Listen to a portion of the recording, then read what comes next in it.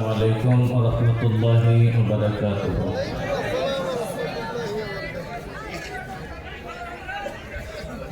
الحمد لله نحمده ونستعينه ونستغفره ونعوذ بالله من شرور أنفسنا ومن سيئات أعمالنا.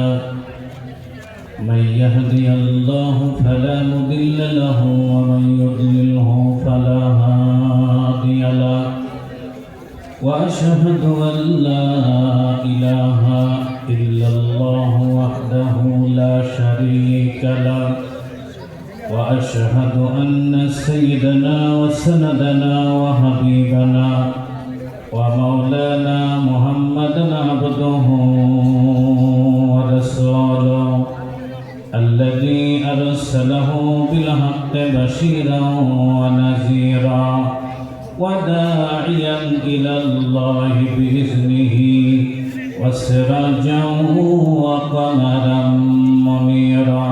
قرنا مشاكل.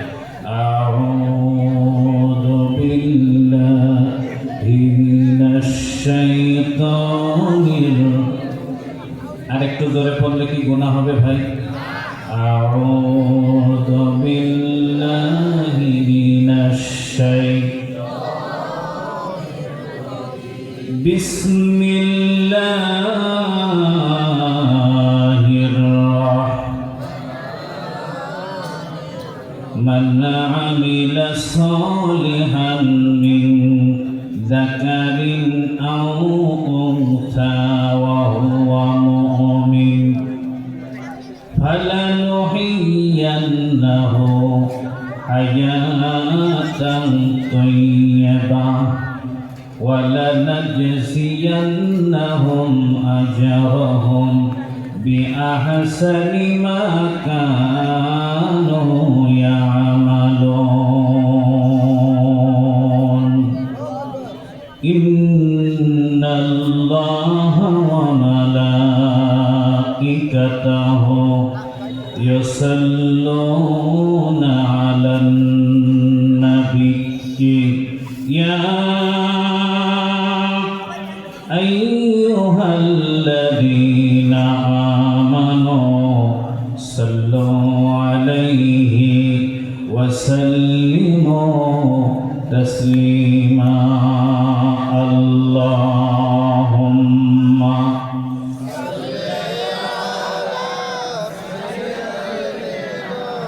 مولانا محمد وعلى آله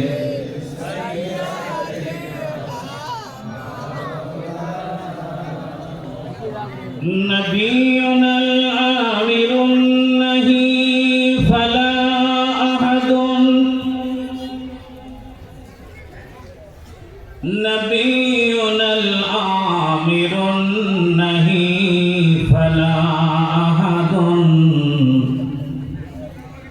أبر في قول الله منه ولا نعم. لا إله إلا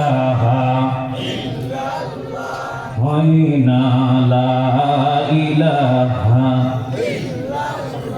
محبت لا إله إلا الله بولي لا إله إلا الله حسبي ربي جل الله ما في قلبي غير الله لا إله إلا الله زور لا إله إلا الله لا إله إلا الله محمد رسول الله.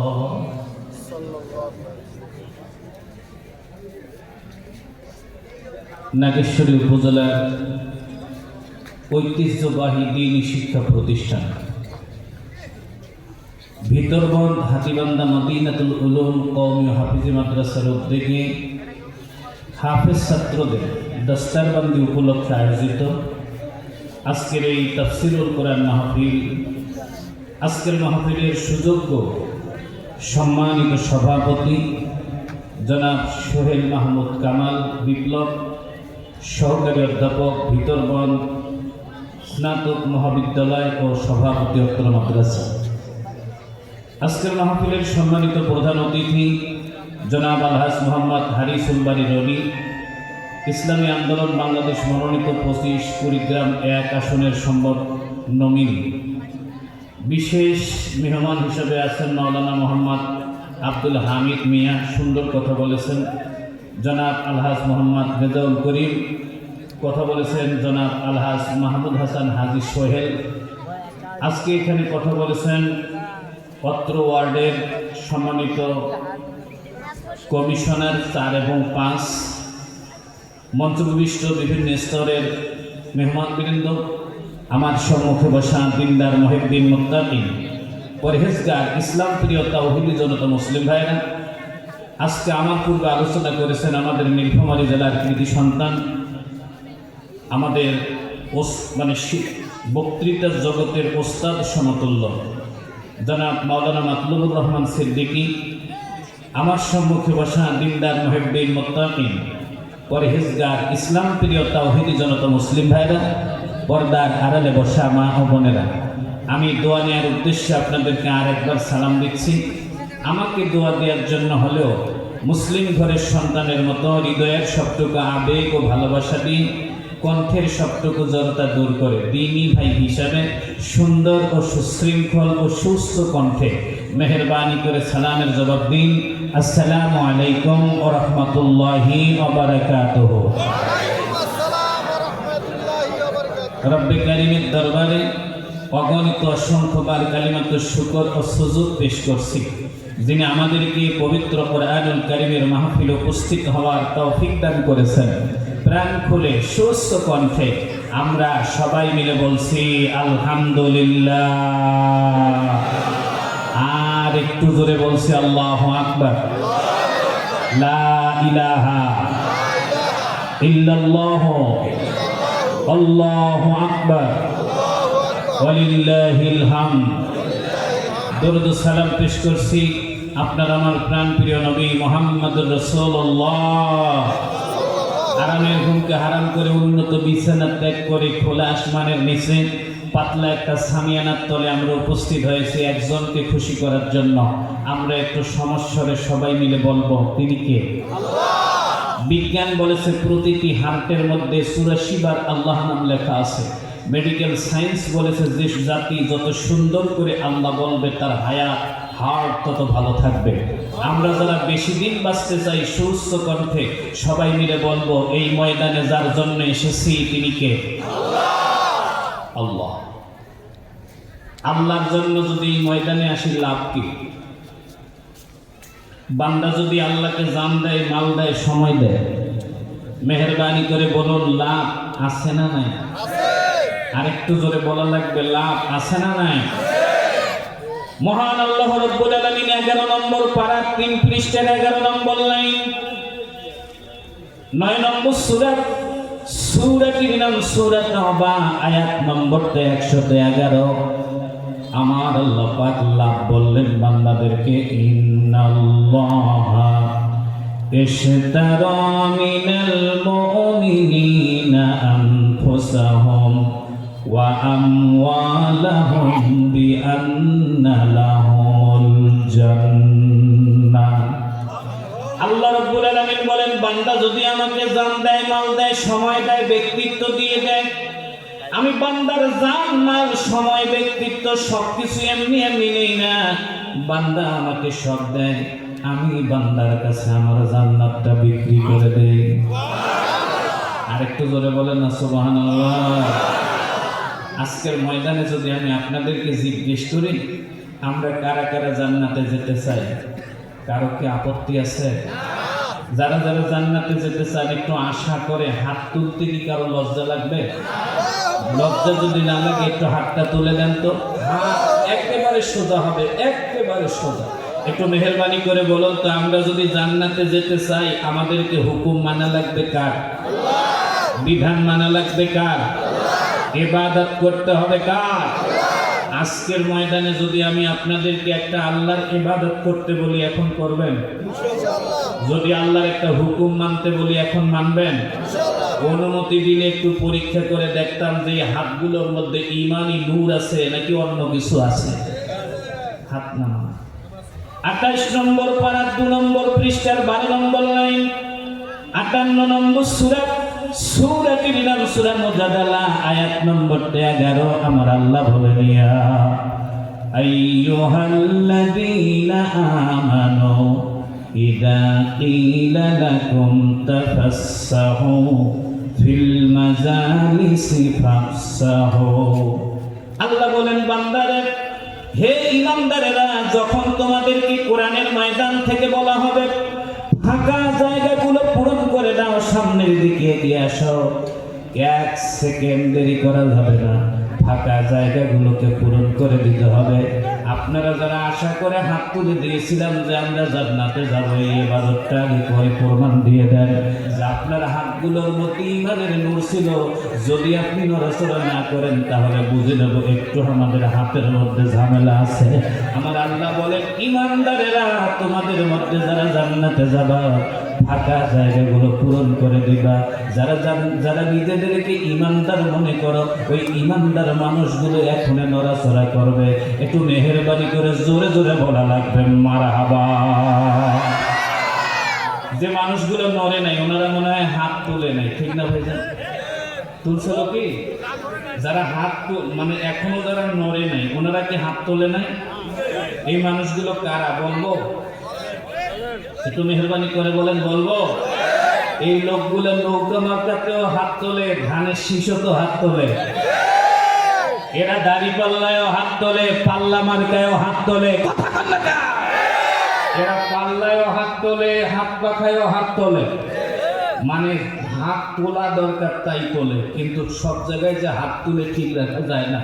কোরআন শরীফের একটা আয়াত বললাম, পারা বললাম, পৃষ্ঠা বললাম, লাইন বললাম, সূরা বললাম, সূরার আয়াত বললাম, আয়াতের অর্থ বললাম। আল্লাহ বললেন এগিয়ে আসো, হাত তুলে বললো এগিয়ে আসলাম না। একটু মেহেরবানি করে বলুন তো, ধোকাটা নিসারী হুজুরকে দিছে? একটু মেহেরবানি করে বলুন, ধোকাটা কাকে দিয়েছে? আমাদের নিজের হাতের প্রতি আমরা সুবিচার করতে পারি না। এখনো যে ভাইরা নড়াচড়া করেন নাই, মেহেরবানি করে এগিয়ে আসবেন। যারা গেটে ঝামেলা করতেছেন, দাঁড়ায় আছেন, হয় বসবেন নইলে গেট ক্লিয়ার করে দিবেন, অন্যদেরকে আপনারা আসতে দেবেন। একটু মেহেরবানি করে সবাই, মেহেরবানি করে সবার হাতে পায়ে ধরে অনুরোধ করছি, হয়তো বসবেন নইলে আপনারা অন্যদেরকে আসতে দিবেন। ওই জায়গাটা বন্ধ রাখলে অন্যরা এখানে ঢুকবে না। আল্লাহ আমাদের সকলকে আমল করার তৌফিক দান করুন। একটু জোরে জোরে বলুন আমিন। আর একটু জোরে বলুন আল্লাহুম্মা আমিন। আপনাদের অতিথিদের অনেক কথা শুনলাম। কারো কারো অভিযোগ এরকম আছে যে মাহফিলে অতি রাজনীতি করা হয়, দলের জন্য ভোট চাওয়া হয়। আমি আপনাদেরকে আজকে গ্যারান্টি দিচ্ছি, শুধুমাত্র কোরআন দিয়েই কথা হবে। কোরআনের কথায় কারো আপত্তি নেই তো? একটু জোরে বলেন, আছে নাকি? আবার যখন আগের সরকার ছিল, নেত্রকোনা গিয়েছিলাম একটা মাহফিল, তা আমাকে বলতেছে হুজুর ঠান্ডা ঠান্ডা ওয়াজ করুন। তা আমি মনে মনে চিন্তা করলাম, ভাই গরম ওয়াজ আবার ঠান্ডা করে কিভাবে, গরম করে কিভাবে? তা আমাকে বলতেছে মাঠ দিয়ে যদি স্লোগান ওঠে, মাঠ যদি গরম হয় মাদ্রাসারও ক্ষতি হবে, আপনিও বাড়ি নাও যেতে পারেন। তখন মামুনুল হক জেলে, বাবুনগরী জেলে, বড় বড় হুজুররা জেলে। তখন আমরা কোনো রকম ওয়াজ করি জেলাপির পেঁচের মতো, সোজা কইতে পারি না, পেঁচায় পেঁচায় করি। চিন্তা করলাম আমিও যদি যাই তাহলে মাঠ তো কাউকে না কাউকে ধরে রাখতে হবে। তাই সিদ্ধান্ত নিলাম যে ওয়াজ করবো আজকে বিয়ার উপরে। বিয়া, আমাদের এদিকে বিয়ে হয় না। আমি বললাম ভাই বিয়ের ওয়াজ করি। হুজুর বিয়ে আবার কি? বললাম বিয়েটাও তো একটা ইবাদত, নবীজি বলেছেন আর নিকাহু মিন সুন্নতি, বিয়ে হচ্ছে আমার সুন্নত, অতএব বিয়ের উপরে আলোচনা করি। হুজুর এত বড় মাহফিল, বিয়ের উপরে ওয়াজ করলে কি মাঠ জমবে? বললাম দোয়া করেন, চেষ্টা করবো জমানো। বিয়ের উপরে ওয়াজ শুরু করলাম, পয়েন্ট দিলাম 7টা। জোরে বলেন কয়টা? আরো জোরে হলো না। 7টা পয়েন্ট দিলাম। এর মধ্যে 4 নম্বর পয়েন্ট পর্যন্ত ওয়াজটা ঠান্ডা ছিল। তা আমরা যারা বক্তা মাঠে যখন কথা বলি আমাদের মনের মধ্যে কিন্তু একটা অন্য জিনিস কাজ করে।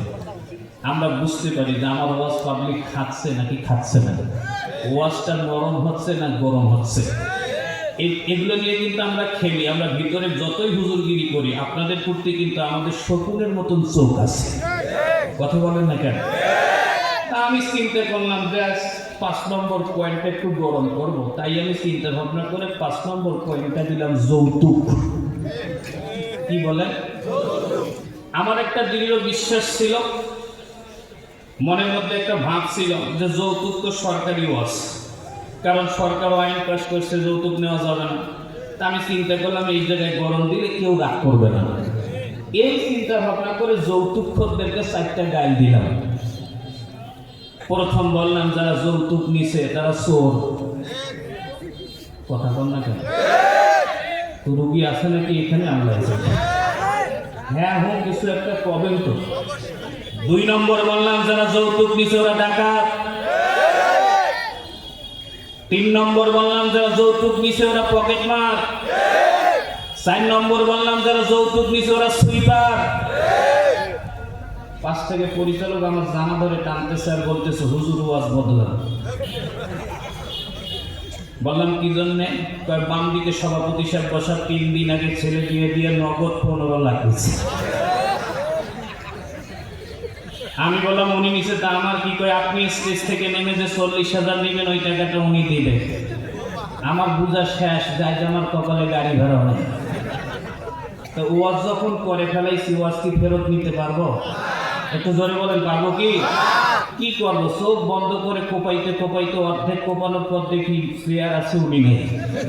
সেই দিন মাহফিল শেষ করে গাড়ি ভাড়া পাইনি, কর্তৃপক্ষ নাই, ঘরের ভিতর ঢুকে ভিতর দিয়ে সিফটি পিন লাগায় কান ধরে উঠা বসা করছি আর সিদ্ধান্ত নিচ্ছি, আল্লাহ পাবলিক যতই আমাকে নরম আর গরম করতে বলো, আমি আজকে থেকে যতদিন বেঁচে থাকবো পাবলিকের বুদ্ধি ধরে কোনো ওয়াজ নরমও করবো না গরমও করবো না।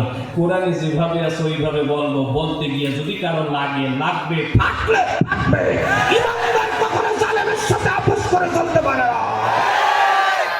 মেহরবানি করে বলুন পারে?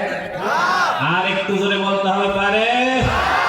আজকে আমাদের বিষয়টা হচ্ছে ইমানদারদের পুরস্কার। একটু মেহরবানি করে বলুন বিষয়টার নাম কি? ইমানদারের ইমান যদি আনে তাহলে আল্লাহ পাক ইমানদারদেরকে পুরস্কার দেন 10টা। জোরে বলেন কয়টা? আরো জোরে। জোর হলো না। এই 10টার মধ্যে আমি আজকে 5টা বলবো, 5টা আগামী বছর বলবো। হাতিবান্ধা মাদ্রাসায় আমার দাওয়াত হবে, কারণ এবার মনে হয় 3য় কি 4র্থবার। আপনারা অনেকে নতুন খুঁজতেছেন তো, নতুন মাল না। এর আগে ওই মাদ্রাসায় আসছি 2-3 বার। আমার দিনী ভাইরা 1 নম্বর পুরস্কারটায় যাই। যাওয়ার আগে বলি ইমানদার কাকে বলে।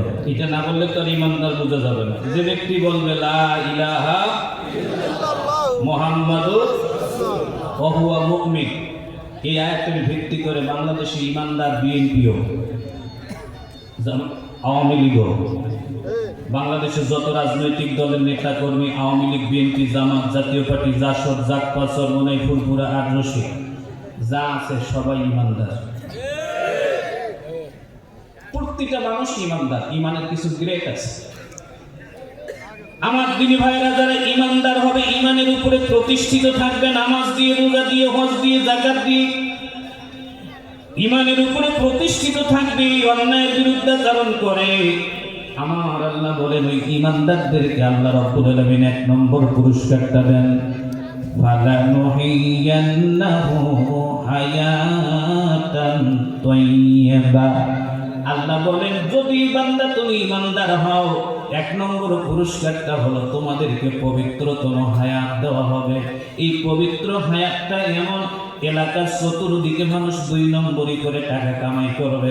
আমার আল্লাহ বলেন যাদের পবিত্র হায়াত থাকবে তাদের টাকায় লোভ থাকবে না, তাদের লোভ থাকবে মহান আল্লাহর সন্তুষ্টির দিকে। টাটকা অস্ত্র বগুড়ার আছে।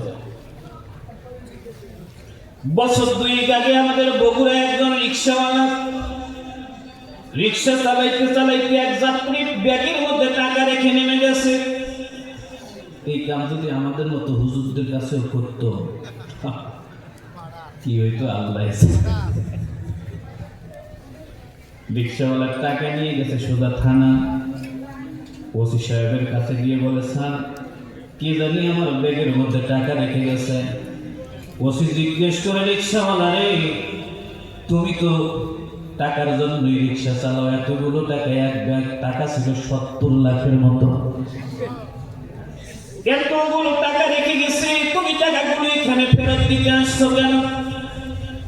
রিক্সাওয়ালা ডাক দিয়া বলে, স্যার আমি আজ থেকে 15 বছর আগে থেকে প্রতিদিন 5 ওয়াক্ত নামাজ পড়ি। 15 বছরের মধ্যে কোনোদিন আমার তাহাজ্জুদ বাদ ফাটি গেছে কিনা, তাহাজ্জুদ বাদ গেছে কিনা আমার জানা নাই। আমি যখন এই টাকা আমার রিক্সায় দেখেছি, তখন আমার একবার মনে হয়েছে মেয়েটা আমার বড় হয়েছে, এই টাকা দিয়ে একটা মেয়েকে বিয়ে দিতে পারবো। এরপর যখন সেম খুলে টাকার দিকে তাকাইছি, টাকার ভিতর থেকে আওয়াজ আসতেছিল, রে তাহাজ্জুদ গুজারি বান্দা, টাকা নিয়ে তোমার 15 বছরের তাহাজ্জুদ নষ্ট করো। রে তাহাজ্জুদ গুজারি বান্দা, 15 বছর তাহাজ্জুদ পড়েছো, নামাজ পড়েছো, এই টাকা তোমাকে জান্নাত কিংবা জাহান্নাম নিয়ে যাবে। আমি টাকা তোমাকে বলছি, তুমি আমাকে না নিয়ে আল্লাহর সন্তুষ্টি নাও। রিক্সাওয়ালা বলে, স্যার ব্যাগের ভিতর থেকে মনে হচ্ছিল কে জানি আমাকে কথাগুলো বলছিল।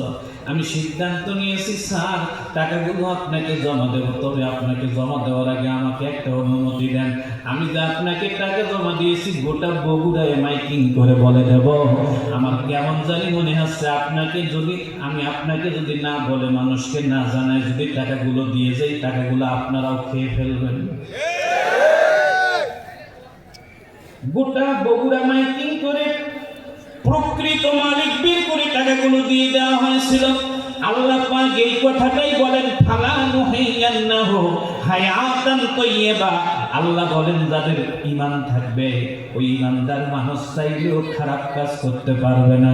ঈমানদারদেরকে আমার আল্লাহ পাক খারাপ কাজ থেকে তার কুদরতি শক্তি দ্বারা ফিরিয়ে দিবে।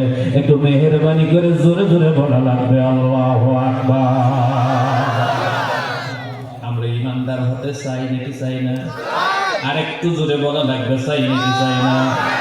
2 নম্বর ঈমানদারদের পুরস্কার আল্লাহ বলেন 3 পারা 2 পৃষ্ঠার প্রথম লাইন, পবিত্র কুরআনুল কারীমের 2 নম্বর সূরাতুল বাকারা আয়াত নম্বরটা 257। আপনারা দেখে নেবেন, আল্লাহু ওয়ালিয়ুল্লাযীনা আমানু ইউখরিজুহুম মিনাদ-দুলুমাতি ইলান-নূর।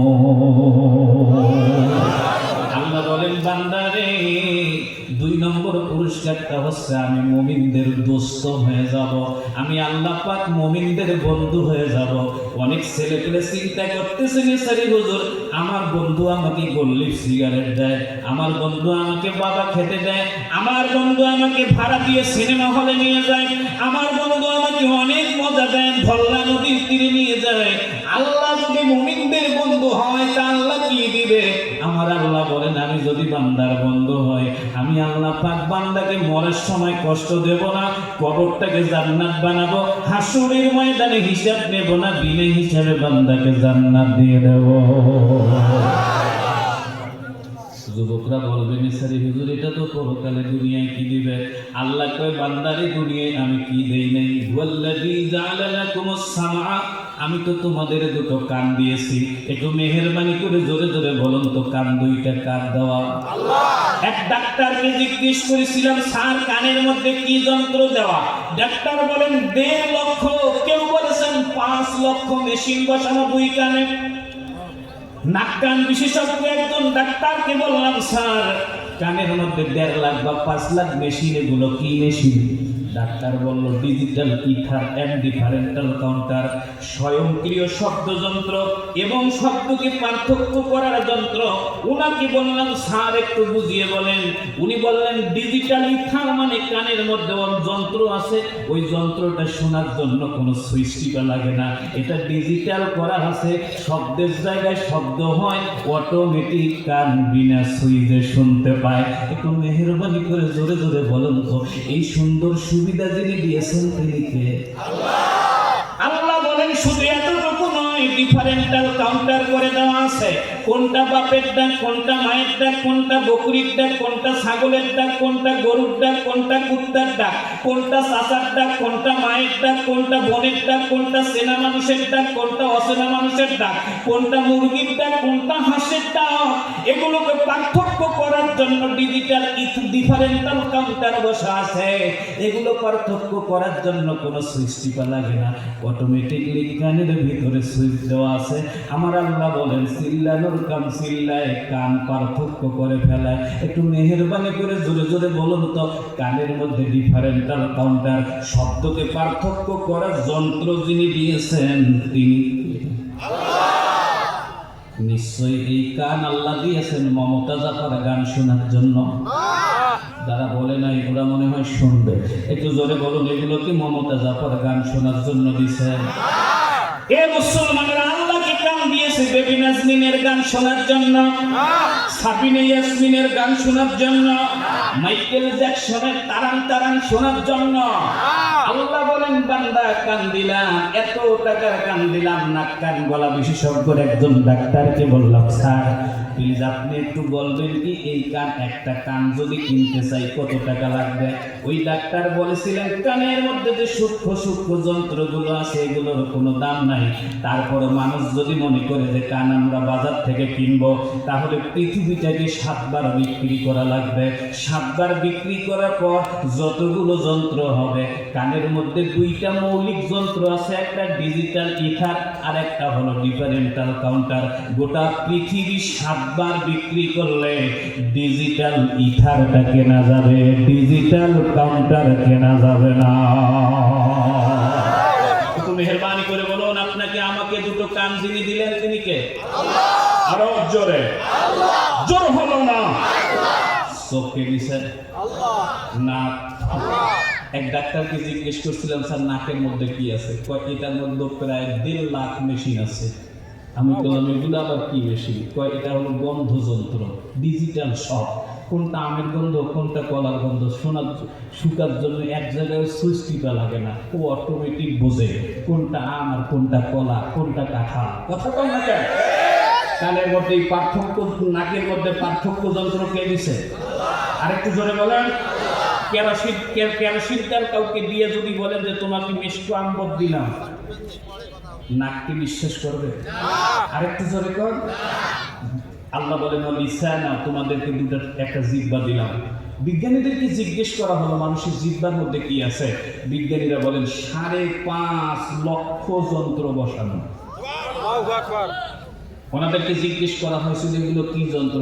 সূক্ষ্ম সূক্ষ্ম 7 যন্ত্র। বিজ্ঞানীরা বলেন এক একটা জিহ্বার মধ্যে 5.5 লক্ষ ছিদ্র আছে, এক একটা ছিদ্র এক একটা যন্ত্র। আল্লাহু আকবার বলবেন না? এমন সূক্ষ্ম। কাউকে যদি পোল্ট্রি খাইতে দিয়ে বলেন যে দেশি মুরগি, মানবে? একটু জোরে বলেন জিহ্বা মানবে? অন্ধ মানুষকে যদি আপনি বকরির বস্তু দিয়ে বলেন যে গরুর বস্তু কি মানবে? আমার এক বন্ধু আছে কিশোর, কুষ্টিয়ার দৌলতপুরে, ওকে একদিন দাওয়াত করে খাওয়াইছিলাম গরু আর খাসি একটা বাটিতে। একই বাটিতে গরুও দিছি খাসিও দিছি, দিয়ে আমি ওকে মানে জানতে চাইছি বল এটা গরু না খাসি। ও প্রথম 2 পিস গরু দাঁতে দিয়ে কয় দোস্ত গরুটার টাটকা, ভালো গরু, মনে হয় গরম গরম গোস্ত কিনছো। আমি বললাম হ্যাঁ জবাই দেওয়ার সাথেই কিনছি।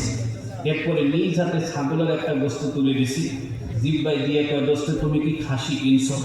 আমি বললাম হ্যাঁ খাসি। আমাকে কয় তোমাকে কষাই ঠকাইছে। আমি বললাম মানে? 1000 টাকা নিচে কেজি কষাই 5 ওয়াক্ত নামাজ পড়ে, ও যদি তাহাজ্জুদও করে তাও ঠকাইছে।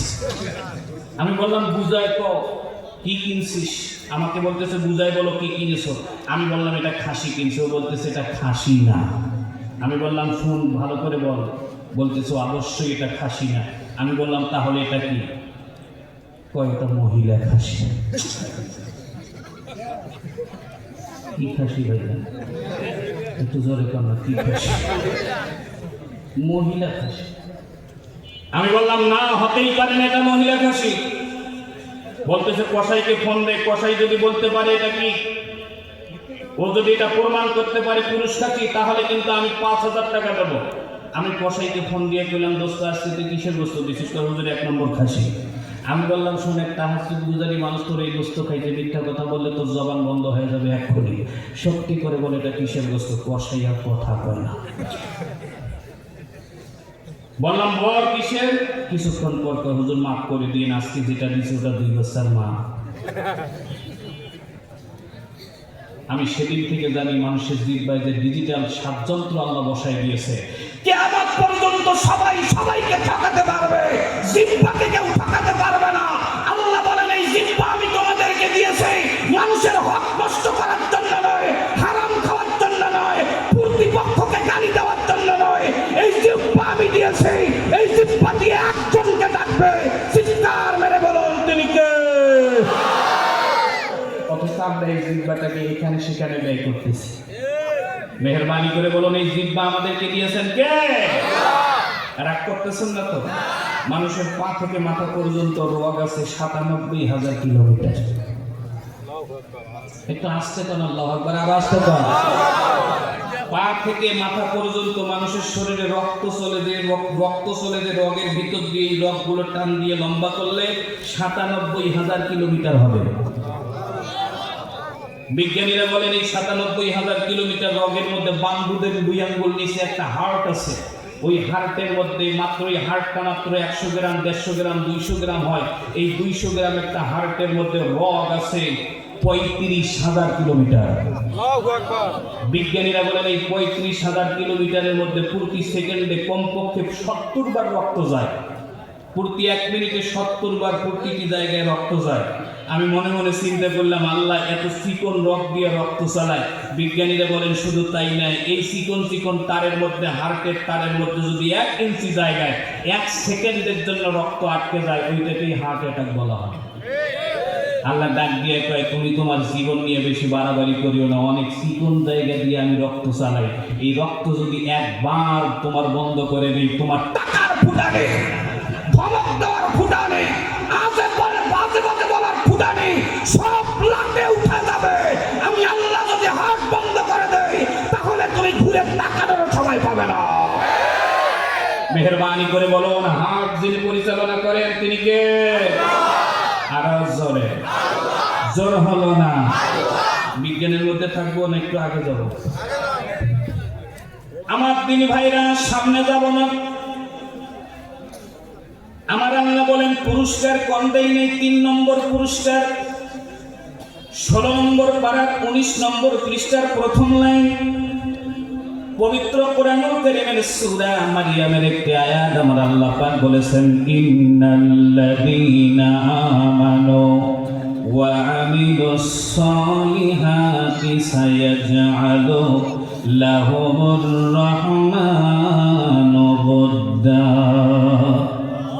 আল্লাহ বলেন নিশ্চয়ই যারা ঈমান আনবে, ঈমানদারদের বড় পুরস্কার হলো গোটা পৃথিবীর প্রতিটা মানুষ ঈমানদারদেরকে ভালোবাসবে। আমি আজকে ভিতরবন্দের ভাইদেরকে কেমনে বুঝাবো? এই আয়াতটা বুঝতে আমাকে সময় লাগছে 15 থেকে 18 বছর। আমি মনে মনে চিন্তা করি আল্লাহ পবিত্র কোরআনুল কারীমে আল্লাহ বলেছেন ঈমানদারদেরকে সবাই ভালোবাসে, আর বাস্তবে দেখি গোটা পৃথিবীতে ঈমানদারদেরকে মারে। ভারতে গুজরাটে মুসলমান মারে, কথা বল না কেন? আফগানিস্তানে মুসলমান মরল, ইরাকে মরল। এই মুসলমান আমার প্রিয় মাতৃভূমি বাংলাদেশে পিছনের 15 বছর সবচেয়ে বেশি মার খেয়েছে ঈমানদারেরা। আমি মনে মনে চিন্তা করি আল্লাহ গো, ঈমানদারদেরকে সবাই যদি ভালোবাসে তাহলে মারে কিভাবে? 15 15-16টা বছর আয়াতটা নিয়ে গবেষণা করেছি। গবেষণা করার পর আমি এটার একটা সমাধান পেলাম। মুসনাদে আহমদের মধ্যে একটা হাদিস পেলাম। হাদিসটা পরে দেখি, ওরে আল্লাহ, ওরা আমাদেরকে ঠিকই ভালোবাসে, ঘটনা তো অন্যরকম।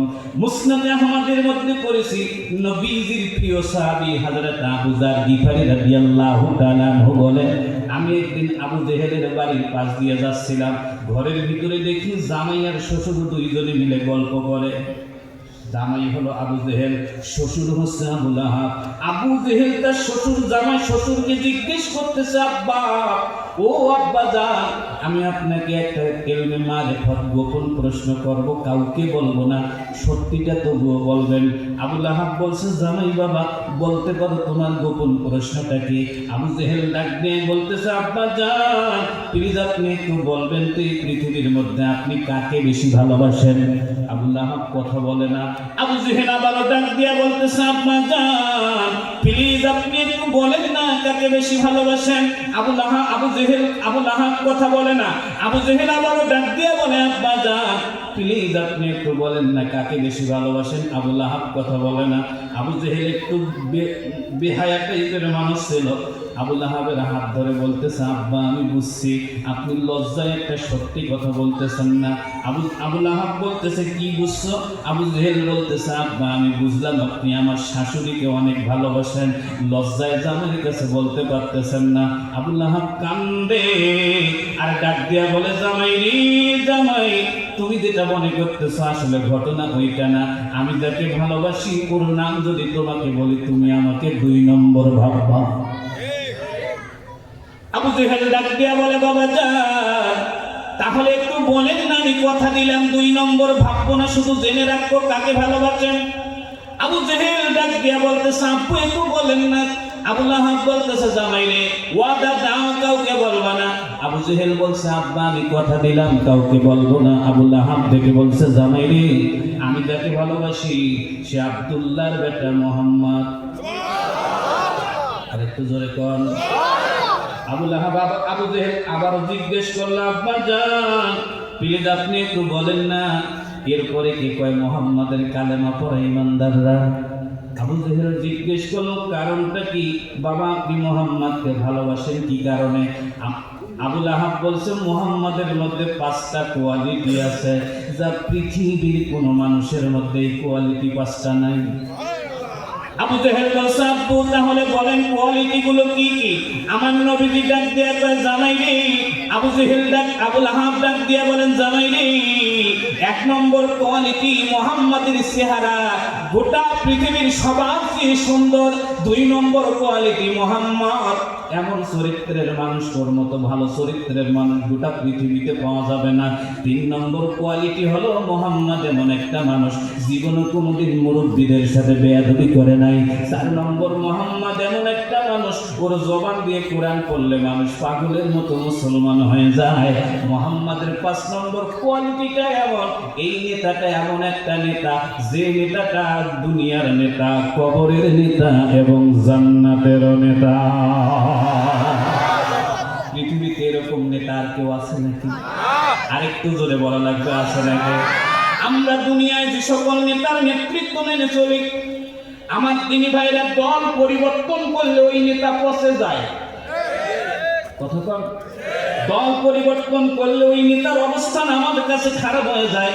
কিন্তু আপনার আমার প্রিয় নেতা, প্রিয় নবী মুহাম্মদুর রাসূলুল্লাহ সাল্লাল্লাহু আলাইহি ওয়াসাল্লাম এমন একটা নেতা, যতদিন বেঁচে থাকলাম তাকে সালাম দিলাম, কবরে গেলাম আমার নবীজি আমাকে সারলো না। কবরের 3টা প্রশ্নের মধ্যে আমার নবীজিরও একটা প্রশ্ন, মান হাযান রাজুল, এই মানুষটাকে। আমার তিনি ভাইরা হাসরের ময়দানে গেলাম, আমার আল্লাহ ডাক দিয়া বললেন, নবী গো, যতক্ষণ আপনি আপনার গুনাহগার উম্মতকে নিয়ে জান্নাতে যাবেন না, ততক্ষণ পর্যন্ত পৃথিবীবাসীর বিচার শুরু হবে না। একটু মেহেরবানি করে জোরে জোরে বলা লাগবে, মারহাবা। আবু জেহেল ডাক দিয়া বলে, আব্বা জান, আপনার কি উত্তর শেষ? বলছে, হ্যাঁ, আমার উত্তর শেষ। আবু জেহেল বলতেছে, আমার প্রশ্ন আছে অন্য জায়গায়। কয়, কি প্রশ্ন? বলছে, আব্বা, যদি আপনি মুহাম্মদ এবং তার সাহাবীদেরকে এত বেশি ভালোবাসেন, তাহলে প্লিজ আপনি একটু বলেন তো সকাল বিকাল মুহাম্মদ এবং তার সাহাবীদেরকে মারার চক্রান্ত করেন কেন? 3 দিন আগেও তো মুহাম্মাদের পায়ের নিচে খেজুরের কাঁটা ঢুকাই দিয়েছিলেন। আপনি তো গোবর দিয়ে ঢেলান। আমার শাশুড়ি আর মামা মাঝে মুহাম্মাদকে কষ্ট দেয়। আপনি যদি এতই ভালোবাসেন, সকাল বিকাল মুহাম্মাদকে হত্যা করার পরিকল্পনা করেন কি জন্য? আবু জেহেল ডাক দিয়ে, আবু লাহাব ডাক দিয়ে বলে, জামাই রে, মুহাম্মাদকে ভালোবাসি মুহাম্মাদের ভালো চরিত্রের জন্য, আর মুহাম্মাদকে সকাল বিকাল মারি আল্লাহর জমিনে ক্ষমতায় টিকে থাকার জন্য। আমার দিনী ভাইরা, আমি হায়াত হাদিসটাকে রিসার্চ করে দেখেছি, বর্তমান সময় পর্যন্ত গোটা পৃথিবীতে ইমানদারদেরকে, আলেম ওলামাদেরকে যারা মারে, ওরা যে আমাদেরকে ঘৃণা করে মারে তা কিন্তু না। ওরা সকাল বিকেল আমাদের বিরুদ্ধে চক্রান্ত করে। আমরা খারাপ, আমরা সন্ত্রাসী, আমরা জঙ্গি, এই জন্য ওরা আমাদের উপরে হামলা করে না। ওরা মূলত, ওরাও জানে যে ওদের পিছনে নামাজ হবে না, হুজুররা ইমামতি করবে। ওরা নিজেরাও জানে হুজুররাই ভালো মানুষ, শুধুমাত্র সকাল বিকাল মারার চক্রান্ত করে ক্ষমতায় টিকে থাকার জন্য। আরেকটু জোরে বলেন। এটা গোটা বাংলাদেশ শুধু নয়, গোটা পৃথিবীতে ইমানদারদের উপরে যারাই চক্রান্ত করে, ওরাও জানে যে ওদের পিছনে খাচ্ছি আর নামাজ পড়বে না। ওরাও জানে যে ওদের বাপের কবর জিয়ারত হুজুররাও করে। তারপরে হুজুরদেরকে সকাল বিকাল বিভিন্ন রকম নির্যাতন করা হয়, মামলা দেওয়া হয়, হামলা দেওয়া হয়, শুধুমাত্র একটা কারণে। কারণটা হলো ওরা জানে হুজুরদেরকে ছেড়ে দিলে একবার যদি মন্দিরে মকসুদে পৌঁছে দেয়, ওরা আর জীবনে ওই জায়গায় দাঁড়াতেও পারবে না। রাগ করতেছেন না? আরেকটু জোরে বলেন, রাগ করতেছেন? এই জন্য আমি আপনাদেরকে বলবো, আলেমদের উপরে যখন নির্যাতন হয়, ওরা গরু চুরি করছে এই জন্য নির্যাতন হয় না, ছাগল চুরি করছে এই জন্য নির্যাতন হয় না, হয় ওরা ধর্ষণ করছে এই জন্য নির্যাতন হয় না, ওদের প্রতি নির্যাতন হয় কাল্পনিক অপরাধে। আপনারা কি রাগ করতেছেন? আমার তিনি ভাইয়েরা, 4 নম্বর পুরস্কারটাতে যাব, খুব মনোযোগ দিবেন। ইউসাব্বিতুল্লাহুল্লাযীনা আমানু বিল কওলিত তাবিতি ফিল হায়াতিদ দুনিয়া ওয়া ফিল আখিরাতি ওয়া ইউদিল্লুল্লাহুজ জালিমিনা ওয়া ইয়াফআলুল্লাহু মা ইয়াশা। ইমানদারেরা, ইমান নিয়ে থাকো। তোমাদের উপরে যতই জুলুম করা হোক না কেন, দাবিয়ে রাখার চেষ্টা করা না হোক না কেন, জালেম যত বড় শক্তিশালী হোক না কেন, আমি যখন তোমাদেরকে বিজয় দেব, জালেমদের কাছে সৈন্য থাকবে, ওদের কাছে অস্ত্র থাকবে, ওদের কাছে সব কিছু থাকবে, তাদের অস্ত্র কাম করবে না, ওরা বিভ্রান্ত হবে, গোটা পৃথিবীতে ওরা মুসলমানদের সামনে দাঁড়াতে পারবে না। আয়াতটা মনে মনে পড়লাম, আর চিন্তা করলাম, আল্লাহ আমাদের রাইফেল নাই, তীর নাই, ককটেল নাই, আমরা জিতবো কিভাবে? আমি পড়তে পড়তে ইব্রাহিম আলাইহিস সালামের যুগে গেলাম। আল্লাহ হযরত ইব্রাহিমকে ডাক দিয়া বললেন, নমরুদ রে, ও ইব্রাহিম, যাও নমরুদের কাছে গিয়ে কালেমার দাওয়াত দাও। হযরত ইব্রাহিম নমরুদের কাছে গিয়ে বলল, নমরুদ বলো লা ইলাহা ইল্লাল্লাহ। নমরুদ ডাক দিয়ে কয়, ইব্রাহিম রে, গত 2 দিন আগে তোমার আল্লাহকে আমি হত্যা করেছি, একটু মেহেরবানি করে বলুন, আমার আল্লাহকে কি মারা যাবে? আর একটু জোরে বলেন, মারা যাবে? ইব্রাহিম ডাক দিয়ে কয়, বলদের বলদ, আমার আল্লাহ তো মরবে না, আমার আল্লাহর হায়াত অনেক বেশি। হযরত ইব্রাহিম ডাক দিয়ে কয়, রে নমরুদ, আল্লাহ মরে নাই। নমরুদ বলে, আমি বিনা দলিলে কথা বলি নাই, তোমার আল্লাহকে মারছি। আল্লাহকে মারছে এটার জন্য নাকি দলিল আছে নমরুদের কাছে। আমার দিনী ভাইরা, কথায় কথায় দলিল বাহির করলেই হক হওয়া যায় না, কারণ মাঝে মাঝে নমরুদের কাছেও দলিল ছিল। দলিল ছিল, দলিলটা ভালো দলিল না, জাল দলিল। আর একটু জোরে বলেন, কি দলিল? হযরত ইব্রাহিম ডাক দিয়ে কয়, দোষ দাও, তাড়াতাড়ি করে দলিল দাও। দলিল আনছে, তীরের মধ্যে রক্ত। হযরত ইব্রাহিম ডাক দিয়ে কয়, কিসের রক্ত? কয়, গতকাল শকুন পাঠাইছিলাম আল্লাহর কাছে, শকুন আসমানে গিয়ে তোমার আল্লাহকে গুলি করেছে, আল্লাহর কলিজার রক্ত এইটা। হযরত ইব্রাহিম সিজদা করে আল্লাহকে ডাক দিয়ে কয়, আল্লাহ, শকুন কি তোমাকে মারছে নাকি? আল্লাহ ডাক দিয়ে কয় ইব্রাহিম রে, শকুন তো আমাকে বানাই নাই, আমি শকুনকে বানাইছি। একটু জোরে বলেন, শকুনকে কে বানাইছে? আরেকটু জোরে বলেন, কে বানাইছে? ও ইব্রাহিম রে, শকুনকে তো আমি আল্লাহ বানাইছি, আমাকে মারবে কিভাবে? ইব্রাহিম ডাক দিয়ে কয় গো, যদি না মারো তাহলে রক্ত কিসের? আল্লাহ দেখে বলেন ইব্রাহিম রে, গতকাল যখন আমাকে গুলি করেছিল তখন আমি 3টা ফেরেশতা দিয়ে ধরে সাগরের মাছের রক্ত লাগাই দিয়েছিলাম, যাতে নমরুদ মনে করে আমি মারা গেছি। হযরত ইব্রাহিম মাথা তুলে কয় রে গাধা, আল্লাহ মরে নাই। ইব্রাহিম নমরুদ ডাক দিয়ে কয়, এই ইব্রাহিম বেশি বাড়াবাড়ি করো না, তোমার আল্লাহ যদি না মরে তাহলে তোমার আল্লাহকে কও আমি আগামীকাল তোমার আল্লাহর সাথে যুদ্ধ করব। ইব্রাহিম সিজদা করে আল্লাহকে কয় তোমার সাথে নাকি যুদ্ধ করবে? আল্লাহ কয় আমি রেডি। একটু মেহেরবানি করে বলুন কার সাথে যুদ্ধ হবে? আমরা কি কেউ চিন্তা করতে পারবো নাকি? আল্লাহর সাথে যুদ্ধ শুরু হলো সকালবেলা। নমরুদের সৈন্য 70 লাখ। ইব্রাহিম আলাইহিস সালাম আল্লাহকে কয় আল্লাহ আমার সৈন্য কই? আল্লাহ কয় সৈন্য সব ক্যান্টনমেন্টে আছে, একটু পরে বের হবে। 9টা বাজে আল্লাহর কোনো সৈন্য নাই, 10টা বাজে আল্লাহর কোনো সৈন্য নাই, 11টা বাজে আল্লাহর কোনো সৈন্য নাই, 12টা বাজে আল্লাহর কোনো সৈন্য নাই, 1টা বাজে আল্লাহর কোনো সৈন্য নাই, 2টা বাজে আল্লাহর কোনো সৈন্য নাই। নমরুদ ইব্রাহিমকে ডাক দিয়ে কয় ইব্রাহিম রে, ইব্রাহিম তোমার আল্লাহ যদি বেঁচে থাকতো এতক্ষণ সৈন্য চলে আসতো। ইব্রাহিম ডাক দিয়ে করে বদমাইশ, আল্লাহর সৈন্য আছে একটু? আল্লাহ বললো যে ক্যান্টনমেন্টে আছে। নমরুদ কয় ক্যান্টনমেন্টের মালিক তো আমি। ইব্রাহিম কয় আল্লাহর ক্যান্টনমেন্ট আলাদা, বেলা বিকাল হয়ে যাচ্ছে। ইব্রাহিম আল্লাহকে ডাক দিয়ে কয় আল্লাহ সৈন্য কই? কয় একটু আগে ক্যান্টনমেন্টের দরজা খুলে দিয়েছি। ইব্রাহিম আল্লাহকে ডাক দিয়ে কয় আল্লাহ নমরুদ জানতে চাইছে তোমার ক্যান্টনমেন্টের নাম কি? আমার আল্লাহ ডাক দিয়ে কয় ক্যান্টনমেন্টের নাম হলো কোহে কাফ। মারহাবা বলবেন না একটু জোরে? জোরে বলেন কি? আরেকটু জোরে। কোহে কাফ। ইব্রাহিম কয় আল্লাহ গো, কোহে কাফের মধ্যে আমি জানি তোমার কিছু ছেড়ে দেওয়া মশা আছে। মারহাবা বলবেন না?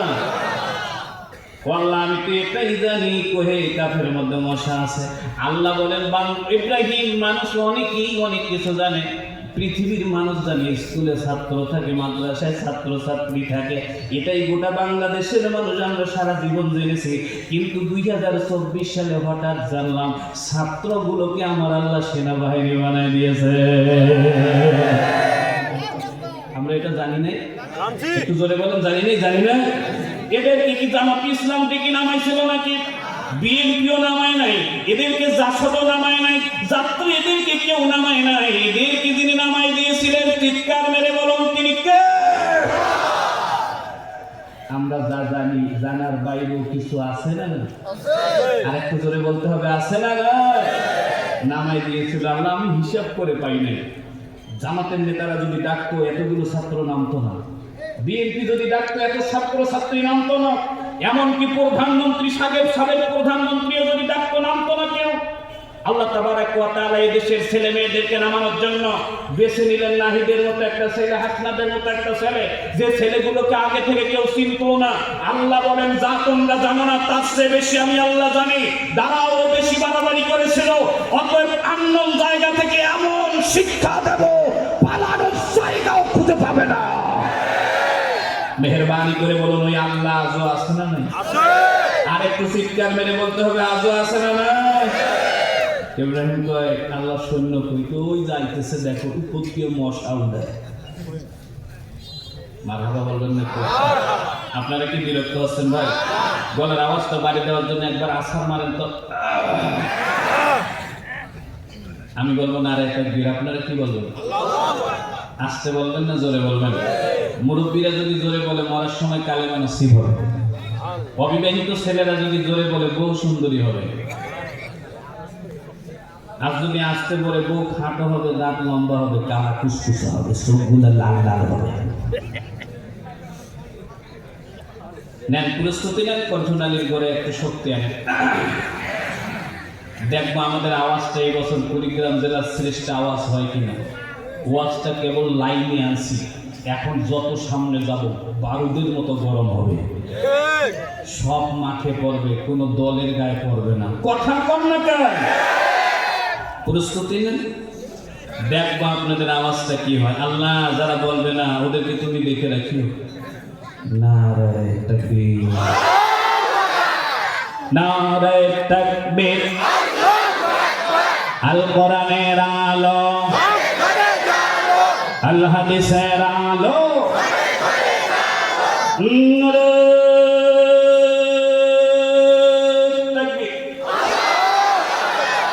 আমার দিদি ভাইরা মশা আইসে হ্যাঁ হ্যাঁ হ্যাঁ হ্যাঁ করে তাফসীরের মধ্যে আসছে নমরুদের এক একটা সৈন্যের গায়ে বসছিল ৭,০০০ করে। কয় হাজার? আর একটু জোরে বলেন কয় হাজার? সবগুলো মশা যখন গায়ে বসছে সেনাবাহিনীর প্রধানের গায়ে একটাও বসে নেই, আর নমরুদের গায়েও বসে নেই। সেনাবাহিনীর প্রধান দৌড় দিয়ে গেছে নমরুদের কাছে, গিয়ে বলতেছে আমরা যে অস্ত্রগুলো আনছি এই অস্ত্রগুলো তো সব মানুষ মারা অস্ত্র, আমরা তো মশা মারার কিছুই আনিনি, আমাদের সাথে তো যুদ্ধ করতে আসছে মশা, এখন আমাদের কি হবে? নমরুদ হয়ে গেছে। তো কি হয়েছে? তো পিছনের দিক তাকাও, যাকে মশা ধরছে তাকে সিট করে ফেলাইছে। এটা আসতে কোন আল্লাহ একবার আর একটু আসতে পারে। এই ঘটনাটাই বাংলাদেশে ঘটছে। বাংলাদেশে 15 বছরের পুলিশ বিজিবি এদেরকে রেডি করা হয়েছিল বিএনপি মারার জন্য আর জামাতি মারার জন্য। আল্লাহ গবেষণা করে দেখছে যে বিএনপি জামাতের ব্যানারে এদেরকে নামালে আরো বেশি মানুষ মরতে হবে। আল্লাহ পাক নির্দলীয় একটা ব্যানারকে বাংলাদেশে নামায় দিলেন। ওরা গবেষণা করে খুঁজে পায় না এটা কোন দলের, তার আগেই তাদেরকে দেশ ছাড়া হতে হয়েছে। এই জন্য আমার আল্লাহ তাবারক ওয়া তাআলা পবিত্র কোরআনুল কারীমে বলেছে, খবরদার ক্ষমতা নেই, অস্ত্র থাকলে সৈন্য থাকলে তোমরা বেশি বাড়াবাড়ি করবে না। আমি আল্লাহ যেদিন ধর্ম তোমাদের গৃহপালিত, তোমাদের গৃহপালিত, তোমাদের গৃহ স্বীকৃত সৈন্য থাকবে, অস্ত্র থাকবে, কিন্তু আমি আল্লাহ এমন পেশায় তোমাদেরকে ধর্ম, অস্ত্র অস্ত্রের জায়গায় থাকবে, সৈন্য সৈন্যের জায়গায় থাকবে, চালানোর এক ইঞ্চি জায়গা খুঁজে পাওয়া যাবে না। আপনারা কি রাগ করতেছেন আমার উপর? ওই আল্লাহ আজও আছে না নাই? চিৎকার মেরে বলতে হবে ওই আল্লাহ আজও আছে না না? যদি থাকে চুপ করে থাকবেন। ইসলাম কায়েমের জন্য আপনাকে মারামারি করতে হবে, এটা ইসলাম না। ইসলাম কায়েমের জন্য আপনাকে বিএনপিকে গালি দিতে হবে, এটার নাম ইসলাম না। ইসলাম কায়েমের জন্য আপনাকে জামাতকে গালি দিতে হবে, এটার নাম ইসলাম না। ইসলাম কায়েমের জন্য হাত পাখাকে গালি দিতে হবে, এটার নাম ইসলাম না। আপনার দায়িত্ব হলো নামাজ পড়া, আপনার দায়িত্ব হলো রোজা করা, আপনার দায়িত্ব হলো হালাল পথে চলা, আপনার দায়িত্ব হলো সুদ ঘুষ এড়িয়ে চলা, আপনার দায়িত্ব হলো ইসলাম নিজে মানা। আর আবার আল্লাহ বলেন তুমি তোমার দায়িত্ব পালন করো, আশেপাশে যারা আছে তাদেরকে তুমি নামাজের দাওয়াত দাও, দ্বীনের কাজ করো। আমি আল্লাহ ইসলাম দিয়েছি, এই ইসলামকে ময়দানে পৌঁছানোর, সর্বাঙ্গে এটাকে নিয়ে যাওয়ার দায়িত্বটাও আমি আল্লাহ নিয়েছি। তুমি সমাজে বিশৃঙ্খলা করবে না, আমি আল্লাহ পাক শান্তি প্রতিষ্ঠা করে দেব। কিন্তু আমাদের সমাজের রাজনীতিটা কি রকম বলবো? জোরে বলেন, বলবো? আমাদের সমাজের রাজনীতিতে আমার বাচ্চা ভালো এটা কম বলি, তার আগে বেশি বলি ওর বাচ্চাটা নেন রাখো, একটু আসতে কর। ওর বাচ্চার ন্যাংরা এটা বলার আমার দরকার আছে? ওর বাচ্চার বাচ্চার চোখ নাই এটা বলার আমার দরকার আছে? ওর বাচ্চার কানে শোনে না এটা বলার দরকার আছে? আমার বলতে হবে আমার বাচ্চা ফিটে, চোখে ভালো দেখে, নাকে ভালো ঘ্রাণ যায়, ওর কানে ভালো শোনে, পড়ায় ভালো, মেধাবী ভালো, আমি আমার বাচ্চার প্রশংসা করব। আমার বাচ্চার প্রশংসা করতে গিয়ে তো কারো বাচ্চার বদনাম করার দরকার। যে যে দল করে নিজের দলের প্রশংসা করবেন, আর কোন দলের বদনাম করার দায়িত্ব আমাদের? একটু জোরে বলেন আমাদের। আমার এই ছোট্ট কথাটা যদি বাংলাদেশের মাহফিলগুলোতে আলোচিত হতো, এই কথাটাই যদি বাংলাদেশের মাহফিলগুলোতে আমল হতো, আমি কারো বিরুদ্ধে বলবো না, আমি আমার কথা বলবো। আল্লাহর কসম করে বলছি এই বাংলাদেশে কোনো রাজনৈতিক ঝগড়া হতো না। যত ঝগড়া, যত মারামারি, যত দুই নম্বরই, আমি আমার এক দল করি আর আরেক দলের গীবত করি। আল্লাহ আমাদের সকলের তৌফিক দান করুন। একটু জোরে বলুন আমিন। আর একটু জোরে বলুন আমিন। পুরস্কার নম্বর 5, তার মানে শেষ ওয়াজে চলে আসছি। আল্লাযীনা ক্বালা লাহুমুন নাস ইন্নান্নাসা قد جمعوا لكم فاخشوهم فزادهم إيمانا وقالوا إنا لله وإنا إليه راجعون আল্লাহ বলেন ঈমানদারদেরকে যখন ভয় দেখানো হয় তখন ঈমানদাররা বলে আমি পৃথিবীর কাউকে ভয় পাই না, আমি শুধুমাত্র কেবলমাত্র মহান আল্লাহকে ভয় করি। এইটা বোঝানোর জন্য আমি আপনাদেরকে একটু আফগানিস্তানে নিয়ে যাব। আফগানিস্তান রাশিয়ার মধ্যে যখন যুদ্ধ চলে, এই যুদ্ধ চলাকালীন সময় 8 বছরের একটা বাচ্চা মাদ্রাসা ক্লাস করে, তিনি বাড়িতে ফিরতে গিয়ে রাশিয়ান সৈন্যদের তাঁবুর মধ্যে ঢুকে যায়। রাশিয়ান সৈন্যরা বাচ্চাটাকে অ্যাটাক করে, গ্রেফতার করে জিজ্ঞেস করে, বালক রে তোমার নাম কি? ছেলেটা বলে আমার নাম আব্দুল্লাহ। জিজ্ঞেস করা হলো, বালক রে তোমার নাম আব্দুল্লাহ, তুমি এখানে এসেছো কি জন্য? তুমি তো মুসলমান। ছেলেটা বলে আমি আসি নাই, রাত্রিবেলা নামাজ হয়েছে, আমি বাড়িতে গিয়ে মায়ের সাথে খেয়ে আম্মুর সাথে ঘুমাবো, তোমরা আমাকে একটু ছেড়ে দাও, আমার ভাই নেই বোন নাই, আমার একজন বাবা ছিল, 3 মাস আগে তোমরা তাকেও দুনিয়া থেকে বিদায় করে দিয়েছ। এই পৃথিবীতে আমার আপন বলতে আমার মা, যতক্ষণ বাড়িতে যাব না ততক্ষণ মা খাবে না, ঘুমাবেও না। রাশিয়ান সৈন্যরা বলছে, শোনো মুসলমানের সন্তান, আমাদের কাছে যখন কোনো মুসলমান ধরা পড়ে আমরা ওই মুসলমানকে মারি না, ওই মুসলমানকে ছেড়ে দেই না, যে কোনো ভাবে হোক না কেন ওই মুসলমানকে আমরা দুনিয়া থেকে বিদায় করে দেই। ছোট্ট মানুষটি কি জানি চিন্তা করে রাশিয়ান সৈন্যদেরকে ডাক দিয়ে বলেন, রাশিয়ান সৈন্যরা রে, তোমরা এখন পর্যন্ত আমাকে বুঝতে পারো নাই, আমি 30 পারা কোরআনের হাফেজ। রে রাশিয়ান সৈন্যরা, আমি 30 পারা কোরআনের হাফেজ। বলছে কোরআনের হাফেজ দিয়ে কি করবা? আমরা তোমাকে একটু আগে মারবো, তুমি প্রস্তুতি নাও। ছেলেটাকে তোমরা কিভাবে মারবা? ওই যে ট্যাঙ্ক আছে, ট্যাঙ্কের সামনে দিয়ে তোমাকে সুইচ টিপে দেবো। ছেলেটা ডেকে বলেন, শোনো তোমাদেরকে বলি, মুসলমানদের আকীদা সম্পর্কে তোমাদের জানা নাই। গোটা দুনিয়ার সমস্ত অস্ত্র যদি আমার সামনে তাক করো, আমার আল্লাহ যদি আমার হায়াত রাখে, গোটা পৃথিবীর অস্ত্র দিয়ে আমাকে মারা যাবে না। একটু মেহেরবানি করে জোরে জোরে বলুন, মারা কি যাবে? আরো জোরে। গোটা পৃথিবীর কোন অস্ত্র দিয়ে আমাকে মারা যাবে না। একটু আমার দিকে তাকাবে, ওরা ডাক দিয়ে কেন মারা যাবে না? ছেলেটা কয়, আল্লাযী খালাকাল মাউতা ওয়াল হায়াতা লিয়াবলুয়াকুম আইয়ুকুম আহসানু আমালা। আপনারা একটু মেহেরবানি করে জোরে জোরে বলুন তো, জীবন মরণ বানাইছে কে? রাশিয়ান সৈন্যরা বলছে, বালক রে তোমাকে যে এতগুলো অস্ত্র দেখাইলাম, তোমার কি কোনো ভয় লাগে না? ছেলেটা বলছে, যার কলিজার মধ্যে ঈমান আছে তারা তো তোমাদের অস্ত্রকে ভয় পাবে না। কারণটা কি? বলছে, ঈমানদাররা তোমাদের অস্ত্র দেখে না, ঈমানদারদেরকে যখন ভয় দেখানো হয় তখন তারা আল্লাহর জান্নাত তাকিয়ে থাকে। ঈমানদারদেরকে কি ভয় দেখায় দমিয়ে রাখা যাবে? আর একটু জোরে বলেন, দমিয়ে রাখা যাবে? জিজ্ঞেস করলো, বালক এক্ষুনি মারবো, তোমার কোনো কথা আছে কিনা?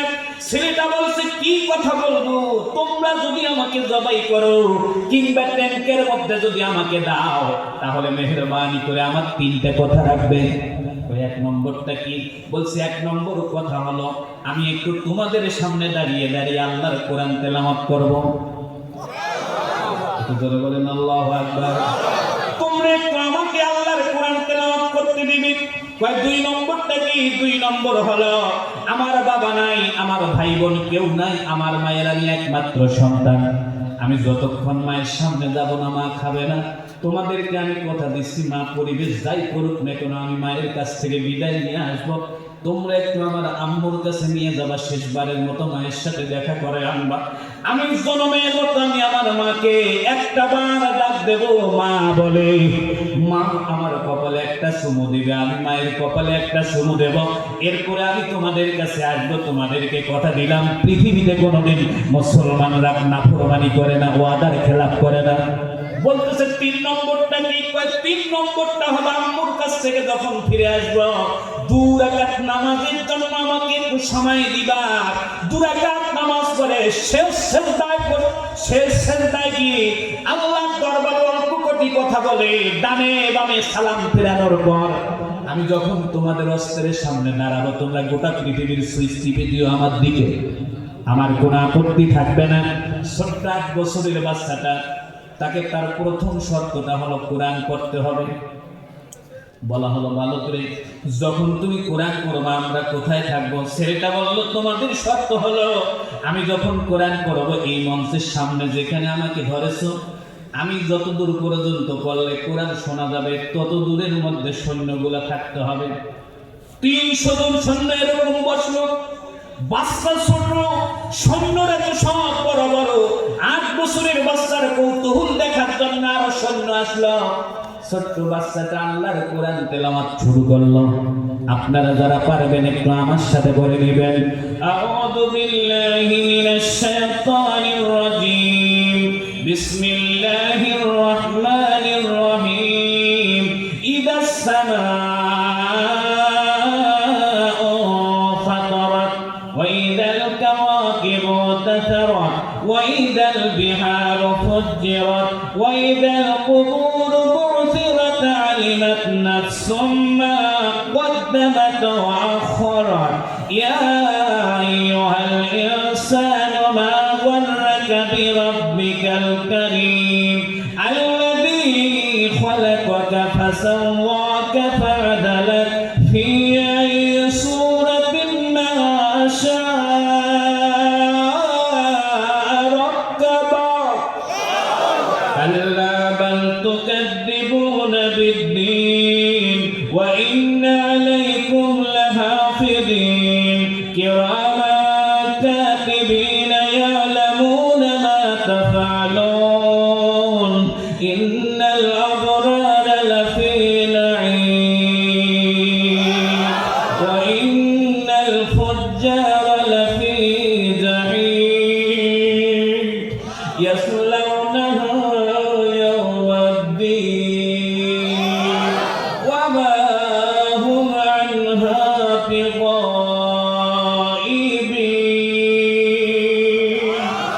وما أدراك ما يوم الدين ثم ما أدراك ما يوم الدين يوم لا تملك نفس لنفس شيئا والأمر يومئذ لله আরেকটু জোরে বলা যাবে আল্লাহু আকবার? আপনারা কি বিরক্ত হচ্ছেন ভাই? আর একটু সামনে নিয়ে যাব আমার আপনাদেরকে। 14 মিনিট সময় আছে ইনশাআল্লাহ। বলুন একটু ইনশাআল্লাহ। চলুন একটু সামনে নিয়ে যাব আপনাদেরকে। ছোট্ট মানুষের তেলাওয়াত, এই জন্য এখানে যত মুরব্বী আছে সব মুরব্বীদের দুটো পা ধরে বলবো, বাচ্চাদেরকে একটু কোরআনের হাফেজ বানাই, আলেম বানাই। আমার মায়ের আমরা 4 ভাই, আমরা 3 ভাই আলেম। তো বাপের খুব বেশি সম্পদ ছিল না, সরকারি একটা চাকরি করত। মা পড়ালেখা জানতেন না। 2 বছর আগে মাকে হারিয়েছে। মা মাঝে মাঝে একটা কথা বলতো যে আমার শিক্ষা দীক্ষা নেই, সম্পদ খুব বেশি নেই, কিন্তু মা প্রায় বলতো আমার কেমন জানি মনে হয়, আমার মায়ের কথা, আমার কেমন জানি মনে হয় আমার আল্লাহ আমার কবরে আযাব দিবে না। এত কম লেখাপড়া শিখতো। আব্বা বাড়িতে জোরে জোরে নামাজ পড়তেন, মা পিছনে বসে বসে বাপের তেলাওয়াত শুনে শুনে 15-16টা সূরা মুখস্থ করেছিলেন। খুব সরল মাইন্ডের মানুষ ছিল। তা মাকে জিজ্ঞেস করেছিলাম, মা তোমার এটা কেন মনে হয় যে তোমাকে কবর আযাব দিবে না? মা বলে এত বড় বড় আলেম জন্ম দিছি,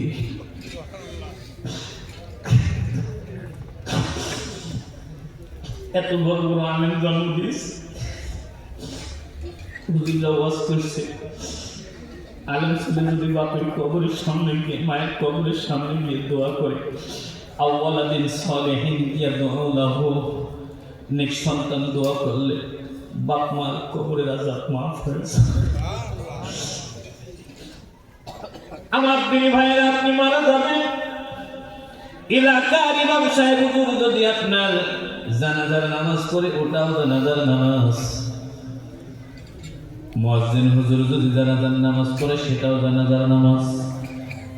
কিন্তু আপনার মেজো ছেলে কিংবা বড় ছেলে কিংবা ছোট্ট ছেলেটা যদি জানাজার নামাজের ইমামতি করে, সেটাও জানাজার নামাজ। মেহেরবানি করে বলুন এই তিন নামাজের মধ্যে পার্থক্য আছে না? না।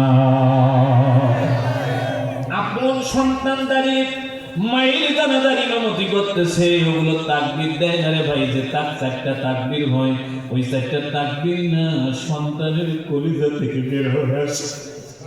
ওই তাকবীর গুলো সন্তানের কলিজা থেকে বের হয়ে আসে। এইরকম একটা সন্তান যখন তার মায়ের কবরের সামনে দাঁড়ায়, আল্লাহর দরবারে আল্লাহর কোরআন তেলাওয়াত করবে, আমি আপনাদেরকে বলবো সম্পদ রেখে যাবেন, ভাগ্যত নিয়ে ঝগড়া হবে, কিন্তু আপনি একটা আলেম রেখে যান। আপনি যখন মারা যাবেন, অন্যান্য ছেলেরা আপনার খবর না নিলেও দৈনিক আপনার ছেলে 5 বার নামাজ পড়বে, আপনার ছেলেকে ইচ্ছা করে দোয়া করতে হবে না। মোনাজাতে যখন হাত তুলবে রে, অটোমেটিক সন্তানের মুখ দিয়ে বের হবে রব্বির হামহুমা কামা রব্বায়ানি, বলুন না, রব্বির হামহুমা কামা রব্বায়ানি। সবার পা ধরে বলবো, একটা হলো আলেম বানায় যাবেন, হাফেজ বানায় যাবেন। ছোট্ট ছোট্ট বাচ্চাগুলো কোরআন তেলাওয়াত করতেছিল, 3টা বাচ্চা কেউ বাংলায় বললো, কেউ ইংরেজিতে বললো, কেউ আরবিতে বললো। ওরা যখন কোরআন তেলাওয়াত করে, আপনি মাথায় রাখবেন, ছোট্ট বাচ্চা যতদিন পর্যন্ত বালেগ হয় না, বালেগ বুঝেন, যতদিন পর্যন্ত শিয়ানা হয় না, বালেগ হয় না, বয়সপ্রাপ্ত হয় না, ততদিন পর্যন্ত কোনো বাচ্চা যদি যতগুলো নামাজ পড়বে, যতগুলো রোজা করবে, যতগুলো কোরআন তেলাওয়াত করবে, আপনার নাবালেগ বাচ্চা যদি কোরআনের হাফেজ হয়, আপনার নাবালেগ বাচ্চার আমল নামায় কোরআনের হেফজখানার সওয়াব আল্লাহ পাক লিখে দেয় না। নাবালেগ বাচ্চার কোরআনের হাফেজের সওয়াব পিতা মাতার আমল নামায় সমান করে ভাগ করে দেওয়া হয়। বলা যাবে না মারহাবা? আরেকটু জোরে বলতে হবে মারহাবা। এ মুসলমানের, আপনাদের দুটো পা ধরে গেলাম, বাচ্চাদেরকে মাদ্রাসায় হাফেজ বানাবেন, আলেম বানাবেন। ছোট্ট ছেলেটা আল্লাহর কোরআন তেলাওয়াত করল, এরপরে 2 নম্বর শর্ত, তাকে নিয়ে যেতে হবে তার মায়ের কাছে। মায়ের কাছে গেছে দরজার সামনে, একটু আমার দিকে তাকাবেন, 8 বছরের বাচ্চা 7-8 জন সৈন্য নিয়ে গেছে গ্রেফতার করে। ঠিক যখন দরজার সামনে গিয়েছে, দরজার সামনে গেলে বাচ্চাটা ঘুরেছে এরকম করে, সৈন্যদেরকে ডাক দিয়ে বলেন, আঙ্কেলেরা, আমি একটা কথা বলতে চাই, আমার কি কোনো কথা, আমার কথাটা কি রাখবেন? সেনা প্রধানেরা, সেনা সদস্যরা বলে, কি বলবা বলো না।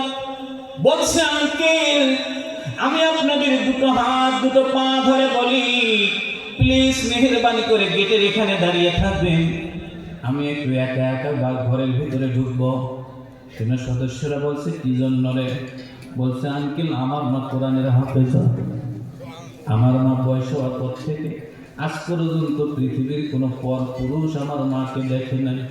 আঙ্কেলেরা রে, আমি যখন ভিতরে গিয়া মাকে বলবো মা আমাকে নিয়ে যাচ্ছে, মা তো সন্তানের জন্য কি করবে, পাগল হয়ে যাবে।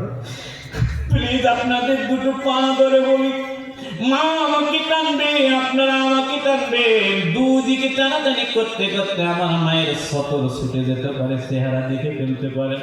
কালকে আমাদের ময়দানে আমার মাকে বিপর্দা হয়ে আমি হাসরের ময়দানে উঠতে দেব না।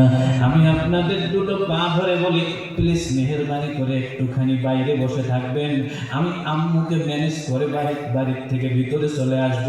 আল্লাহর কসম করে বলছি, ওয়াদা খেলাপ করব না। ছেলেটার এই কান্না অবস্থা দেখে 7 জনদের সৈন্য নিয়ে গিয়েছিল, তাদের মধ্যে 3 জন ছেলে তখনই বাচ্চাটার হাতে কালেমা পড়ে মুসলমান হয়ে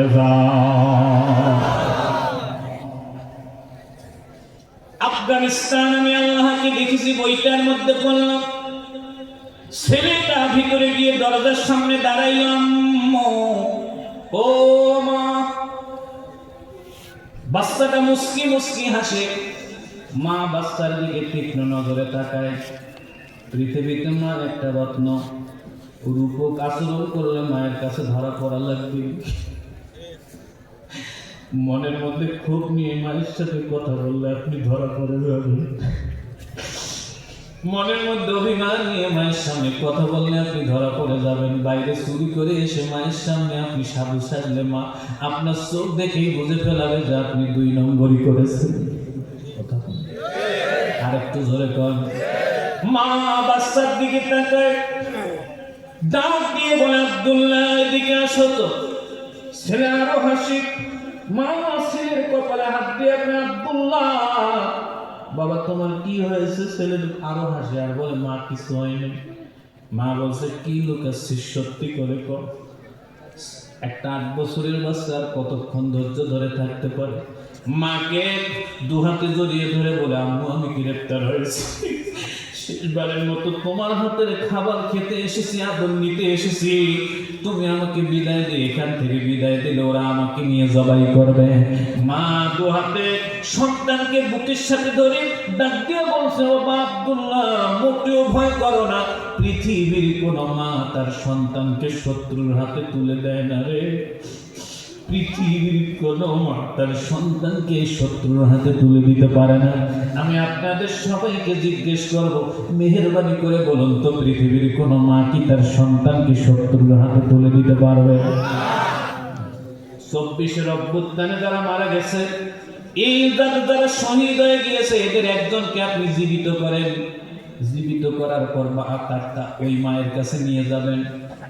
দুইটা জিনিস একসাথে নেবেন, এক জায়গায় 1000 কোটি টাকা, আর এক জায়গায় ওই মায়ের জীবিত ছেলেটাকে নিয়ে যাবেন।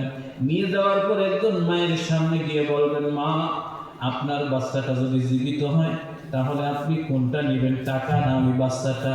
দেখবেন দুনিয়ার সকল মা এক বাক্যে বলবে, 1000 না, গোটা পৃথিবী বিক্রি করে যদি আমাকে দাও আমি তা নেব না। কারণ একজন মায়ের কাছে সবচেয়ে দামি সম্পদের নাম হলো মা ডাক। একটু মেহেরবানি করে বলুন, সবচেয়ে দামি সম্পদের নাম কি? আস্তে আবার একটু আমার ভাইরে একটু হাতটা তুলে দেখান তো, এই ময়দানে কার কার মা নাই? মা হারা সন্তানগুলো একটু হাতটা উঁচু করে রাখবেন মেহেরবানি করে। আপনার যাদের মা নাই হাতটা তুলে রাখবেন। এই মুসলমানেরা, আমি 2 বছর আগে মাকে হারিয়েছি। যাদের মা আছে গোটা পৃথিবী যদি আমরা তাদেরকে বোঝাই, আল্লাহর কসম করে বোঝাতে পারবো না মা কত বড় সম্পদ। কিন্তু আমরা মা হারানোর পর থেকে বুঝেছি, পৃথিবীতে 3টা জিনিস আর কোনোদিন ফিরে আসবে না। 1 নম্বর, যত উন্নত মানের ফুল দেখা আমাদের কোনোদিন আর কলিজা ভিজবে না রে। দুনিয়ার সমস্ত ফুল দিয়ে চোখের স্বাদ মিটবে, কিন্তু মা মরার পর আমরা বুঝেছি মায়ের চেহারাটা ছিল একটা ফুটন্ত গোলাপ, যে গোলাপের দিকে তাকালে চোখ শুধু না কলিজাও ঠান্ডা হয়ে যেত। গোটা পৃথিবী রান্না করে যদি আমাদেরকে খাওয়ানো হয়, মায়ের হাতের রান্নার মতো স্বাদ আর কোথাও হবে না। মাকে হারানোর 1 বছর পর আমার বাবাকে জিজ্ঞেস করেছিলাম, আব্বা মা ইন্তেকাল করার পর তো কত জায়গায় খাইলাম, যাই খাইলে কেন মায়ের হাতের ভাজির মতো করে ভাজি কি আর পৃথিবীতে কেউ করতে পারবে না? আমাকে বলে, সাইদ রে, মা শুধু মা না, মা হচ্ছে একটা সন্তানের জন্য কলিজার গোড়া রে। মা এমন একটা জিনিস, গোটা পৃথিবী রান্না করে খাওয়ালেও মায়ের হাতের তরকারির স্বাদ আর কোনোদিন ফিরবে না। আমি আমার বাবাকে বলেছিলাম, আব্বা একজন সন্তান তার পৃথিবীর মধ্যে সবচেয়ে বড় সম্পদ কোনটাকে হারায়? আমাকে ডাক দিয়ে, একটা মানুষ সবচেয়ে বড় অসহায় হয় তখন যখন ওর মা দুনিয়া থেকে বিদায় হয়ে যায়। মা ইন্তেকাল করার পর ওরে এমন কিছু কিছু জায়গা আছে যেই জায়গাগুলোতে কলিজায় কামড় দিবে। একটা হলো ঈদের দিন। ঈদের দিন যখন ছেলে মেয়েকে নিয়ে একটা পুরুষ মানুষ খাইতে বসে রে, একটা মানুষ খাইতে বসে, যাদের মা আছে মিলিয়ে নেবেন, ভালো খাবার খেয়েছি, সবাই আনন্দ করছে, হঠাৎ করে মৃত্যু মায়ের চেহারাটা কলিজার মধ্যে বাড়ি দেয়। আমার দিকে ভাইরে একটু আমার দিকে তাকাবেন, ছোট্ট ছেলেটা তার মায়ের দিকে তাকায়, ডাক দিয়ে বলে, আম্মু রে আম্মু, ও মা ছেড়ে দাও ছেড়ে দাও। আমি ওদেরকে ওয়াদা দিয়েছি, আপনারা একটু মেহেরবানি করে বলুন, কোন মা কি ছেড়ে দিতে পারবে? আরেকটু জোরে। পৃথিবীতে মা কি তার সন্তানকে কম ভালোবাসে নাকি? আরেকটু জোরে বলেন, কম ভালোবাসে। আমি যখন ক্লাস 7-এ কিংবা ক্লাস 4-এ ক্লাস 7-এ পড়ি, ওই ক্লাস 7-এর সময় ঠাকুরগাঁ সদর হাসপাতালে একটা আগুনে পোড়া রোগী দেখতেছিলাম। আমি আর আমার এক বন্ধু দুইজনে মিলে আগুনে পোড়া রোগীটার মাকে কিছু সহযোগিতা করার জন্য গিয়েছিলাম। আমি বাচ্চাটিকে দেখে বাচ্চার মাকে সেই সময় 200 টাকা দেই, কিন্তু বাচ্চাটার দিকে টাকাতে গিয়ে আমি ওখানে বমি করে ফেলেছিলাম। আমি কোন রকম টাকাটা দিয়ে বমি করতে করতে ওয়ার্ড থেকে বের হয়ে বারান্দায় এসে পিছন দিকে তাকিয়ে দেখি যে বাচ্চাটি দেখতে গিয়ে আমি বমি করেছি। ওই বাচ্চাটার ওই পচা বডিটার মধ্যে একটা মহিলা পাশে বসে বারবার করে চুমু দিচ্ছে। আমার একটা বন্ধু ছিল, নাম ছিল হকিকুল। আমি হকিকুলকে বললাম, দোস্ত রে, তুমি ওখানে যখন দাঁড়াইছিলেন নাক টিপে ধরেছিলাম, আর আমি যখন ওখানে ছিলাম তখন তো বমি করে দিয়েছি। দেখো না, ওই মহিলাটা বারবার করে এই জায়গায় চুমা দিচ্ছে। ওই মহিলাটার কি কোনো ঘৃণা নাই? আমাকে হকিকুল দেখবে, তোমার মা আছে, তুমি বুঝবা না। ওই মহিলাটা হচ্ছে ওই বাচ্চাটার জন্য, অন্য কেউ না রে। ওই মহিলাটা হচ্ছে ওই বাচ্চাটার জন্য মা। যিনি মা হয়, দুনিয়ার সব গন্ধ মাদের নাক দিয়ে ঢুকে। কোনো কারণে সন্তান যদি বিপদে পড়ে পচেও যায়, পচা সন্তানের গায়ের দুর্গন্ধ পৃথিবীর কোনো মায়ের নাক দিয়ে ঢোকে না।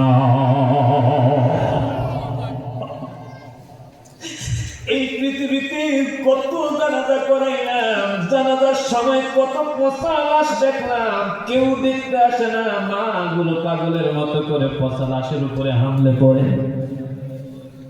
এই ময়দানে ভাগ্যবান সন্তানগুলো হাত তুলে দাও না রে, কার কার মা বেঁচে আছে? একটু আমাদের দিকে তাকাও না। আজকে নেশারি মাকে হারিয়ে কান্দে দেখো মঞ্চে অনেক মানুষের চোখে পানি। আজকে যাদের মা নাই তারা কাঁদছি, যাদের মা আছে তাদের দুটো পা ধরে আজকের ময়দান থেকে ছোট্ট করে একটা আবেদন করে যাচ্ছে। আপনাদের কারো বড় ভাই, কারো ছোট ভাই, কারো ভাতিজা, কারো ভাগিনা, এইরকম বয়সের মানুষ, আমি আপনাদের দুটো পা ধরে যাব আজকের ভিতরবন মাদ্রাসা থেকে। আজকে আমি মুসাফিরের কাছে ওয়াদা দিবেন যে হুজুর, আজকে থেকে আমরা যতদিন বেঁচে থাকবো ততদিন কোনোদিন আমরা আমাদের মাকে আর কষ্ট দেব না, আমরা আমাদের বাবাদেরকে কষ্ট দেব না। আজকের দিনে আমার ভাইরা একটুখানি আমাকে কথা দিবেন, বলবেন আল্লাহ হুজুরের কথা দিলাম কোনোদিন কষ্ট দেব না। আমি আপনাদেরকে গ্যারান্টি দিচ্ছি, আজকের ময়দানে যদি ওয়াদা দিয়ে যেতে পারো, আজকের দিনে তোমরা আল্লাহর ওলি হয়ে যাবা। তোমরা যদি ছাত্র হও বেকার থাকবে না। আল্লাহর কসম করে বলছি, যে সন্তানগুলো মা বাবাকে কষ্ট দেয় না, আমার আল্লাহ গোটা পৃথিবীতে কোনোদিন ওই বাচ্চাটাকে কষ্ট দিবে না। একটু মেহেরবানি করে জোরে জোরে বলা লাগবে ইনশাআল্লাহ। ভাইজান, আপনারা কি বিরক্ত হচ্ছেন? আপনারা কি বিরক্ত হচ্ছেন? আমার দিদি ভাইরা ছোট্ট ছেলেটাকে মা জড়িয়ে ধরেছে, আল্লাহু আকবার বলে না কেন? আমার দিদি ভাইরা মা জড়িয়ে ধরে ডাক দিয়ে বলে, আব্দুল্লাহ রে, ও আব্দুল্লাহ, আমি যেতে দেব না। ছেলে ডাক দিয়ে বলে, মা, মুমিনরা তো কোনোদিন ওয়াদার খেলাপ করে না। মা গো, তোমার সন্তান ওদের কি কথা দিয়ে এসেছে, আমি মায়ের কাছ থেকে অনুমতি নিয়ে আসবো। মা, তুমি আমাকে 100 বার বিদায় দাও। হাসতে হাসতে বিদায় দাও। মা ডাক দিয়ে কই, আমি যদি তোমাকে বিদায় দিই তাহলে আমার কি লাভ? ছেলে বলছে, মা, সম্ভাব্য যতটুকু আমি বুঝতেছি, ওদের অস্ত্র দেখে আমার কোনো ভয় লাগে নাই। মা ডাক দিয়ে কই, আল্লাযীনা ক্বালা ইন্নান নাসা ক্বাদ জামাউ লাকুম ফাখশাউহুম ফাযাদাহুম ঈমানা। যখন ঈমানদারদেরকে ভয় দেখানো হয়, ওদের উল্টা সাহস বাড়ে, ঈমান বাড়ে। ও বালকরা, আমার আব্বা জান, আমার কেমন জানি মনে হচ্ছে আফগানিস্তানের মাটিতে আল্লাহর দিন কায়েম হচ্ছে তোমাকে দিয়ে। বাবা, ঠিক আছে, আমি কথা দিলাম, তবে যাওয়ার আগে একটা ওয়াদা দিয়ে যাও, যদি তুমি জিহাদের ময়দানে গিয়ে শহীদ হয়ে যাও, কাল কিয়ামতের ময়দানে তুমি একটুখানি বলো তো, আমাকে কোলে করে নিয়ে আল্লাহর জান্নাতে যাবে কিনা? সেটা ডাক দিয়ে বলে, মা গো, হাসুরের ময়দানে রে মা, ও মা, হাসরের ময়দানে যখন সবাই উলঙ্গ থাকবে, এই হাতিবান্দার মানুষ, এখানে আমরা যতগুলো মানুষ আছি সবাই উলঙ্গ থাকবো। কিছু কিছু আজ কান দিয়ে না কলিজা দিয়ে শোনা লাগে। আপনি উলঙ্গ থাকবেন, আমিও উলঙ্গ থাকবো। আল্লাহ পাক আলেমদেরকে একটা নূরের পর্দার মধ্যে রাখবে, কেউ দেখতে পারবে না। নবীদেরকে নূরের চেয়ারের মধ্যে বসিয়ে রাখবে, প্রতিটা মানুষকে উলঙ্গ করে আল্লাহ পাক আপনাকে আমাকে সবাইকে উঠাবেন পুরা উলঙ্গ। ওই হাসরের ময়দানে একদল মানুষের পরনে কাপড় থাকবে, তাদেরকে যে কাফনে দাফন করা হয় ওই কাফন নিয়ে তারা হাসরের ময়দানে উঠবে। সোহাগ মাথার উপরে সূর্য, অন্যান্য নবীরা ইয়া নাফসি বলে চিৎকার মারবে। আমার নবীজি মাকামে মাহমুদের গোড়ায় সিজদায় পড়ে কাঁদবে। ঠিক এরকম একটা মুহূর্তে বিশ্বনবী মুহাম্মদুর রাসূলুল্লাহ সাল্লাল্লাহু আলাইহি ওয়াসাল্লাম যখন সিজদায় পড়ে কাঁদবে, ওই রকম সময় একদল লোক পাঞ্জাবি কাফনের কাপড়গুলো পরে হাসরের ময়দানে লক্ষ লক্ষ লোকের একটা ভিড় নিয়ে সবার পরনে কাপড়, এরকম কাপড়ওয়ালাদের একটা বিরাট বড় মিছিল বের হবে। ফেরেশতারা বলবে তোমরা কারা রে? ওরা বলবে তোমাদের কাছে আমাদের পরিচয় দিব না, তাড়াতাড়ি করে বলো আল্লাহ কোন জায়গায়। ওরা বলবো এই যে সামনে যাও। এই মিছিল ওলারা দৌড় দিয়ে সামনে যাবে। আল্লাহ ডাক দিয়ে বলবে রে তোমরা কারা রে? এরা বলবে আল্লাহ আমরা তো শহীদেরা। আল্লাহু আকবার বলেন না, আল্লাহ আমরা তো শহীদেরা।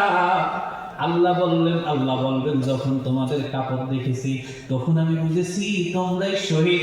শহীদ ছাড়া আমি হাসরের ময়দানে কারো কাপড় এলাও করব না। আসতে কোন আরো আসতে কোন আল্লাহ। ভাইজান আপনারা কি বিরক্ত হচ্ছেন? 12টা পর্যন্ত বলতে চাইছি, এখন 12টা 5 বাজে। আর একটু বলবো? তাহলে আমি একটু বলি, আমাদের মাহফিল আপনারা একটু আওয়াজ দিয়ে বুঝাবেন যে আপনাদের এনার্জি কমছে না বাড়ছে, এটার উপরে ভিত্তি করে আর একটু বাড়াবো। আমি বলবো আমাদের মাহফিল, আপনারা বলবেন দোয়া চাই, নাহলে বলবেন চলবে। আমাদের মাহফিল আরেকটু আওয়াজটা হলে মনে হয় আরেকটু সান্ত্বনা পাবো। আমাদের মাহফিল কোরআনের মাহফিল, তাফসীর মাহফিল, দুনিয়ার দিকে দিকে তাওহীদ শক্তি জাগছে, আসমান গায়ে জাগছে, কান পেতে শুনরে বিপ্লবী নবী ওই মদিনার পানে তোরে ডাকছে। আয় আল্লাহর ফৌজেরা আয় রে, আয় দিন আজ কোরবানি চায় রে। নাই শঙ্কা বাজার নডঙ্কা, দুনিয়ার দিকে দিকে দিনের মশাল ফের জ্বলবে। আমাদের মাহফিল তাফসীর মাহফিল, মাদ্রাসার মাহফিল, আমাদের মাহফিল নারায়ে তাকবীর। ছোট্ট মানুষ আল্লাহ বলবে তোমরা কারা? বলবে আল্লাহ শহীদেরা। কয় তাড়াতাড়ি করে দেখা কাকে কোন জায়গায় গুলি করা হয়েছে, কাকে কোথায় জখম করা হয়েছিল। যখন শহীদরা তাদের জখমের জায়গাটা বাইর করবে, ঘাসি জবাই দিলে যেমন ফিনকি দিয়ে রক্ত বের হয়, সবার শরীর থেকে ফিনকি দিয়ে রক্তগুলো হাসরের মাঠে পড়বে। আল্লাহ ডাক দিয়ে বলবে শহীদেরা তাড়াতাড়ি করে ঢাকো, তোমাদের এক ফোঁটা রক্ত আর হাসরের ময়দানে দেখতে চাই না। এই নাও চাবি নাও। সুবহানাল্লাহ বলবেন না? এই জান্নাতের চাবি নাও, জান্নাত যাও। কারণ শহীদদের কোনো হিসাব হবে না, বিনা হিসাবে।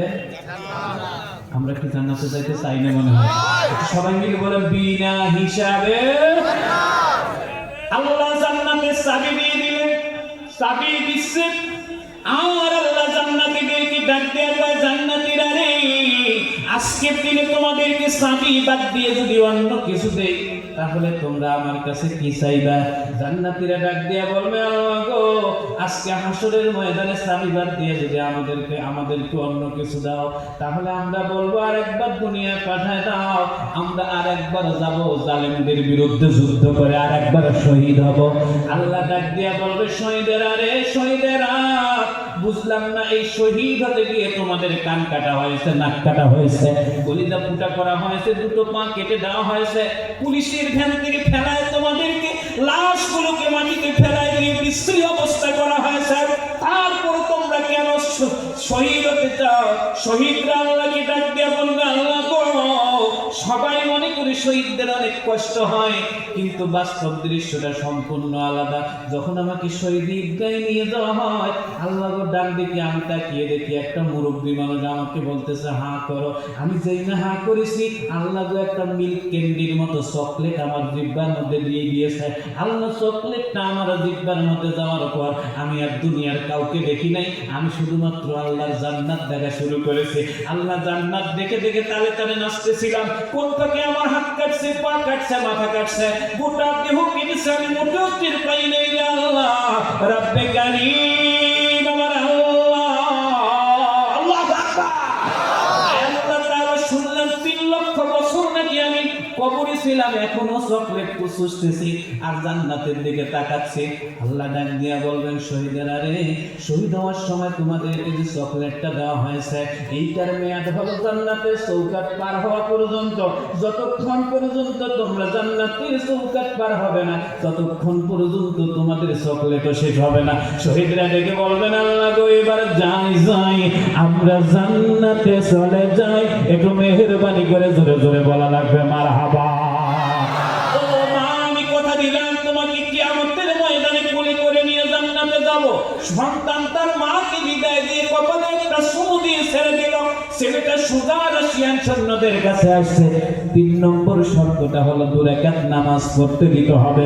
আমি আজকের ময়দানে সবার শেষে আমার ভাইদের কাছে একটুখানি জানতে চাই, মেহেরবানি করে জোরে জোরে বলুন তো, নামাজ পড়া কারাই? আমরা কেউ ওয়াজে শুনবো না, নামাজও পড়বো। বছরে 2 বার পড়বো না, সপ্তাহে 1 দিন। একটু মেহেরবানি করে বলুন, নামাজ পড়বো কয়দিন? দৈনিক 5 দিন। জোরে বলেন, কয়দিন? দৈনিক পড়বো 5 বার। 5 বার পড়বো দৈনিক। শুক্রবারে পড়বো জুমা। ঈদের ময়দানে পড়বো আমরা ঈদ। কিন্তু আমার প্রিয় মাতৃভূমি বাংলাদেশের মুসলমানরা এমন কায়দার, এরা নামাজের বেলায় নেই, ওয়াজে ভালো আছে। ওয়াজ যদি একবার জমে যায়, হুজুরকে আজরাইলের মতো ধরে কয়, হুজুর ঠেকাইবেন তারপরে যাইবেন। কথা বল, আপনারা মনে হয় বিরক্ত হয়ে যাচ্ছেন। আমি আমার ভাইদেরকে বলবো, ঠিকভাবে নামাজ পড়বেন। নামাজ হলো আপনাদেরকে জান্নাতের চাবি। এই পৃথিবীর মানুষ, এই মানুষের নামাজ যত সুন্দর, তার জান্নাত তত সুন্দর। মারহাবা বলা যাবে না? আমার দিনী ভাইয়েরা, ছেলেটা 2 রাকাত নামাজ পড়ে সিজদা করে, দেখেন না অবস্থা। আল্লাহকে ডাক দিয়ে কয়, আমার আল্লাহ, আমার বুকে 30 পারা কোরআন, এই বদমাশটা নাকি আমাকে ট্যাঙ্কের মধ্যে দিবে, দিয়ে নাকি একসাথে কয়েকটা ট্যাঙ্ক চালাবে, আমাকে নাকি উড়িয়ে দিবে। আল্লাহ গো, এত ভারী কোরআন যদি আমার বুকে থাকার পরে ওদের ট্যাঙ্কের বোমা এখানে ঘুরে, আয় আল্লাহ, আমার কোরআনটা আমার কাছে হালকা মনে হয়। রব্বে কারীম, আমার আল্লাহ তাআলা, আজকের দিনে তুমি আমার কোরআনটা আমার বুক থেকে তুমি পৃথিবীর চেয়েও ভারী বানায় দাও। ওদের কোনো অস্ত্র যেন আমার শরীরে না চলে। একটু মেহেরবানি করে জোরে জোরে বলা লাগবে মারহাবা। বান্দার সাহায্য চাইবে কার কাছে? আরেকটু জোরে বলেন, কার কাছে? আমরা কি জীবনে চিন্তা করছিলাম যে শেখ হাসিনা পালাইবে ওইভাবে? আরেকটু জোরে বলেন, ওইভাবে চিন্তা করছিলাম আমরা? তবে সকাল বিকাল আল্লাহকে একটা কথা কইতাম, ইয়াকা না'বুদু ওয়া ইয়াকা নাস্তাঈন। আরেকটু জোরে বলেন, ইয়াকা না'বুদু ওয়া আরো জোরে বলতে হবে, ইয়াকা না'বুদু ওয়া ইয়াকা নাস্তাঈন। যে হাসিনা পালাইছে, ওই হাসিনাও জানতো না যে এইভাবে পালাইতে হবে। কথা বলে, সে নিজেও জানতো না এইভাবে পালাইতে হবে। আল্লাহ কয়, কেন পালাবো না? তুমি কাকে বাদ দিয়েছ? জামানার মুজাদ্দিদ, তাফসীর জগতের সম্রাট সাইদি সাহেবকেও ছাড়ো নাই, জুনায়েদ বাবু নগরীকেও ছাড়ো নাই, মামুনুল হককে ছাড়ো নাই, পিসি ছেলে রফিকুল মাদানিকে ছাড়ো নাই, 28-30 বছরের আমির হামজাকে ছাড়ো নাই। মৌলবীর বয়স 30 বছর পার না হইলে রাজাকার বলে দেওয়া হয়তো। কথা কন না, আল্লাহ কয় যারা আমি যেদিন ধরবো সেদিনই তুমি কল্পনা করতে পারবো না কিভাবে ধরবো। আমার আল্লাহ পাক ধরছে শক্ত করে। ছোট্ট ছেলেটা আল্লাহকে ডাক দিয়ে কয় আল্লাহ অসম্ভব কিছু করো। আমি ওদেরকে কেমন জানি ভয় পাই না। ছেলেটা উঠে এক মুষ্টি ধুলা নিছে। জোরে বলেন কি নিছে? ধুলার দিকে তাকাচ্ছে আর করতেছে ইয়া আইয়ুহাল মুসাম্মিল কুমিল লাইলা ইল্লা কলিলা নিসফাহু ওয়া বিনকুস মিনহু কলিলা আও জিদ আলাইহি ওয়া রাত্তিলিল কুরআনা তারতিলা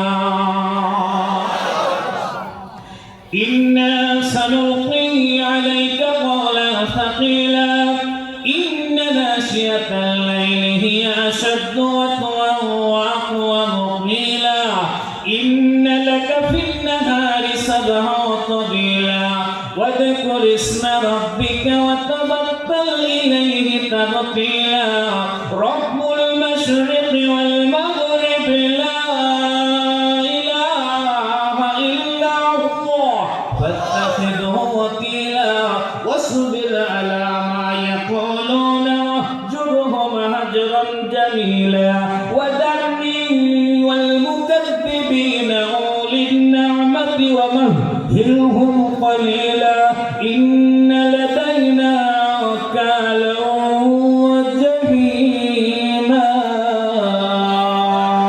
وطعاما ذا غصة وعذابا عليما يوم ترجف الأرض والجبال وكانت الجبال كثيبا مهيلا আল্লাহ ধুলা ফু দিয়ে ধুলাটা দুই ভাগ করছে। এক ভাগ ধুলা 25টা ট্যাঙ্কের উপরে ছেড়ে দিয়েছে। আল্লাহ কয় প্রতিটি একম বোমা হয়ে ট্যাঙ্কগুলোকে জালে পুরে সারখার করে দেয়। আর একটু কথা বাকি অর্ধেক 300 সৈন্যের দিক ছিটাই দিয়েছে, সব পুরে সারখার। ছেলেটা দৌড় দিয়ে গেছে তার মায়ের কাছে। আম্মু আম্মু। মা কয় বাবা কেমনে আসলা? কয় মা এই ঘটনা ঘটাইছি। মা তাড়াতাড়ি করে বাচ্চাটাকে কোলে করে নিয়ে গেছে কাবুল, আফগানিস্তানের রাজধানী। কাবুল গিয়ে বলতেছে আমার ছেলেটার নাম এই। তখন কাবুলের বড় বড় আলেমরা চিন্তা করলো এই ছাত্রদের জন্য একটা সংগঠন তৈরি করতে হবে। তারা একটা সংগঠন তৈরি করলো, নাম দিল তালেবান। আস্তে কর, আরো আস্তে কর। তারা তালেবুল এলেম থেকে তালেবান, ওই ছাত্রের ঘটনা থেকে তারা নাম দিল একটা সংগঠন তালেবান। ওই ছেলেটার ঈমান ইত্যাদি বলিয়ান হয়, তালেবান গঠন হলো। এই তালেবানরা রাশিয়ার সাথে যুদ্ধ করলো। তারা টিকতে পারলো না রাশিয়া। এই তালেবানরা আমেরিকার সাথে 20 বছর যুদ্ধ করে আমেরিকার হাতে হাতে হারিকেন তুলে দিয়ে পৃথিবীর মানুষকে বুঝাই দিল ঈমানের সাথে তোমরা আপোষ করবে না, বাতিলের সাথে তোমরা আপোষ করবে না, ঈমান নিয়ে পথ চলবা। আমেরিকার মতো পরাশক্তি তোমাদের পায়ে ধরে ক্ষমা আছে, তোমাদেরকে রাষ্ট্র দিয়ে পালিয়ে যেতে বাধ্য হবে। মেহেরবানি করে বলুন দিয়ে যায় নাই? আর একটু জোরে বলে দিয়ে যায় নাই? আর আমি আপনাদেরকে বিরক্ত করে দিতে চাই না। 5টা পুরস্কার বলছি। ইমানদারদের কলিজায় ঈমান থাকলে ইমানদারকে ভয় দেখানো যাবে। আরো 5টা পুরস্কার আছে। আল্লাহ যদি হায়াতে বাঁচিয়ে রেখে আর এক বছর এসে বলবো আল্লাহ আমাদের সকলের তৌফিক দিন। জোরে কোন আমিন। ছোট্ট করে একটু আবেদন। এই ভাই এই আমি কি আপনাদের কারো কোনো ক্ষতি করছি? খারাপ কথা বলছি? আওয়ামী লীগকে দেখেছি, বিএনপিকে, জাতীয় পার্টিকে, জামাতকে উপরে উঠেছি, হাত পাখাকে নিচে নামাইছি। কারোর সাথে আমার শত্রুতা আছে? একটা আবেদন আপনাদের কাছে, শুনবেন? 5-7 মিনিট পর দোয়া করব। দোয়া করে আমরা সবাই একসাথে যাব। আমি যদি আপনাদের ক্ষতি না করি তাহলে আমার মাহফিলের ক্ষতি করে যদি কেউ যান আল্লাহকে বিচার দেব যে আল্লাহ ভরা মাঠে আমি যখন ওয়াজ শুরু করছি তখন এতগুলো মানুষ ছিল না, ওয়াজ যত করছি তত লোক বাঁচছে। কথা বল না কেন? অতএব আপনারা যেহেতু বেড়েছেন আমি আপনাদেরকে নিয়ে দোয়া করব। দোয়ার আগে আমি মাঠের ভিতরে একটা রুমাল দিয়ে দেবো, সবাই একটু পকেটে হাত দিবেন। কালেকশন আগেই হয়ে গেছে, আমাকে কালেকশনের কোনো দিক নির্দেশনাও দেয়নি। যেহেতু আমি এখানে আসছি হুজুরদের হাতে যাওয়ার সময় 2টা টাকা দিয়ে গেলে মাদ্রাসার ক্ষতি হবে না লাভ হবে? তাহলে আপনারা একটু পকেটে হাত দেন না কেন? অনেককে তো কানতে দেখেছিলাম, কান্না জড়িত কণ্ঠে 100টা টাকা দেন, 50টা টাকা দেন,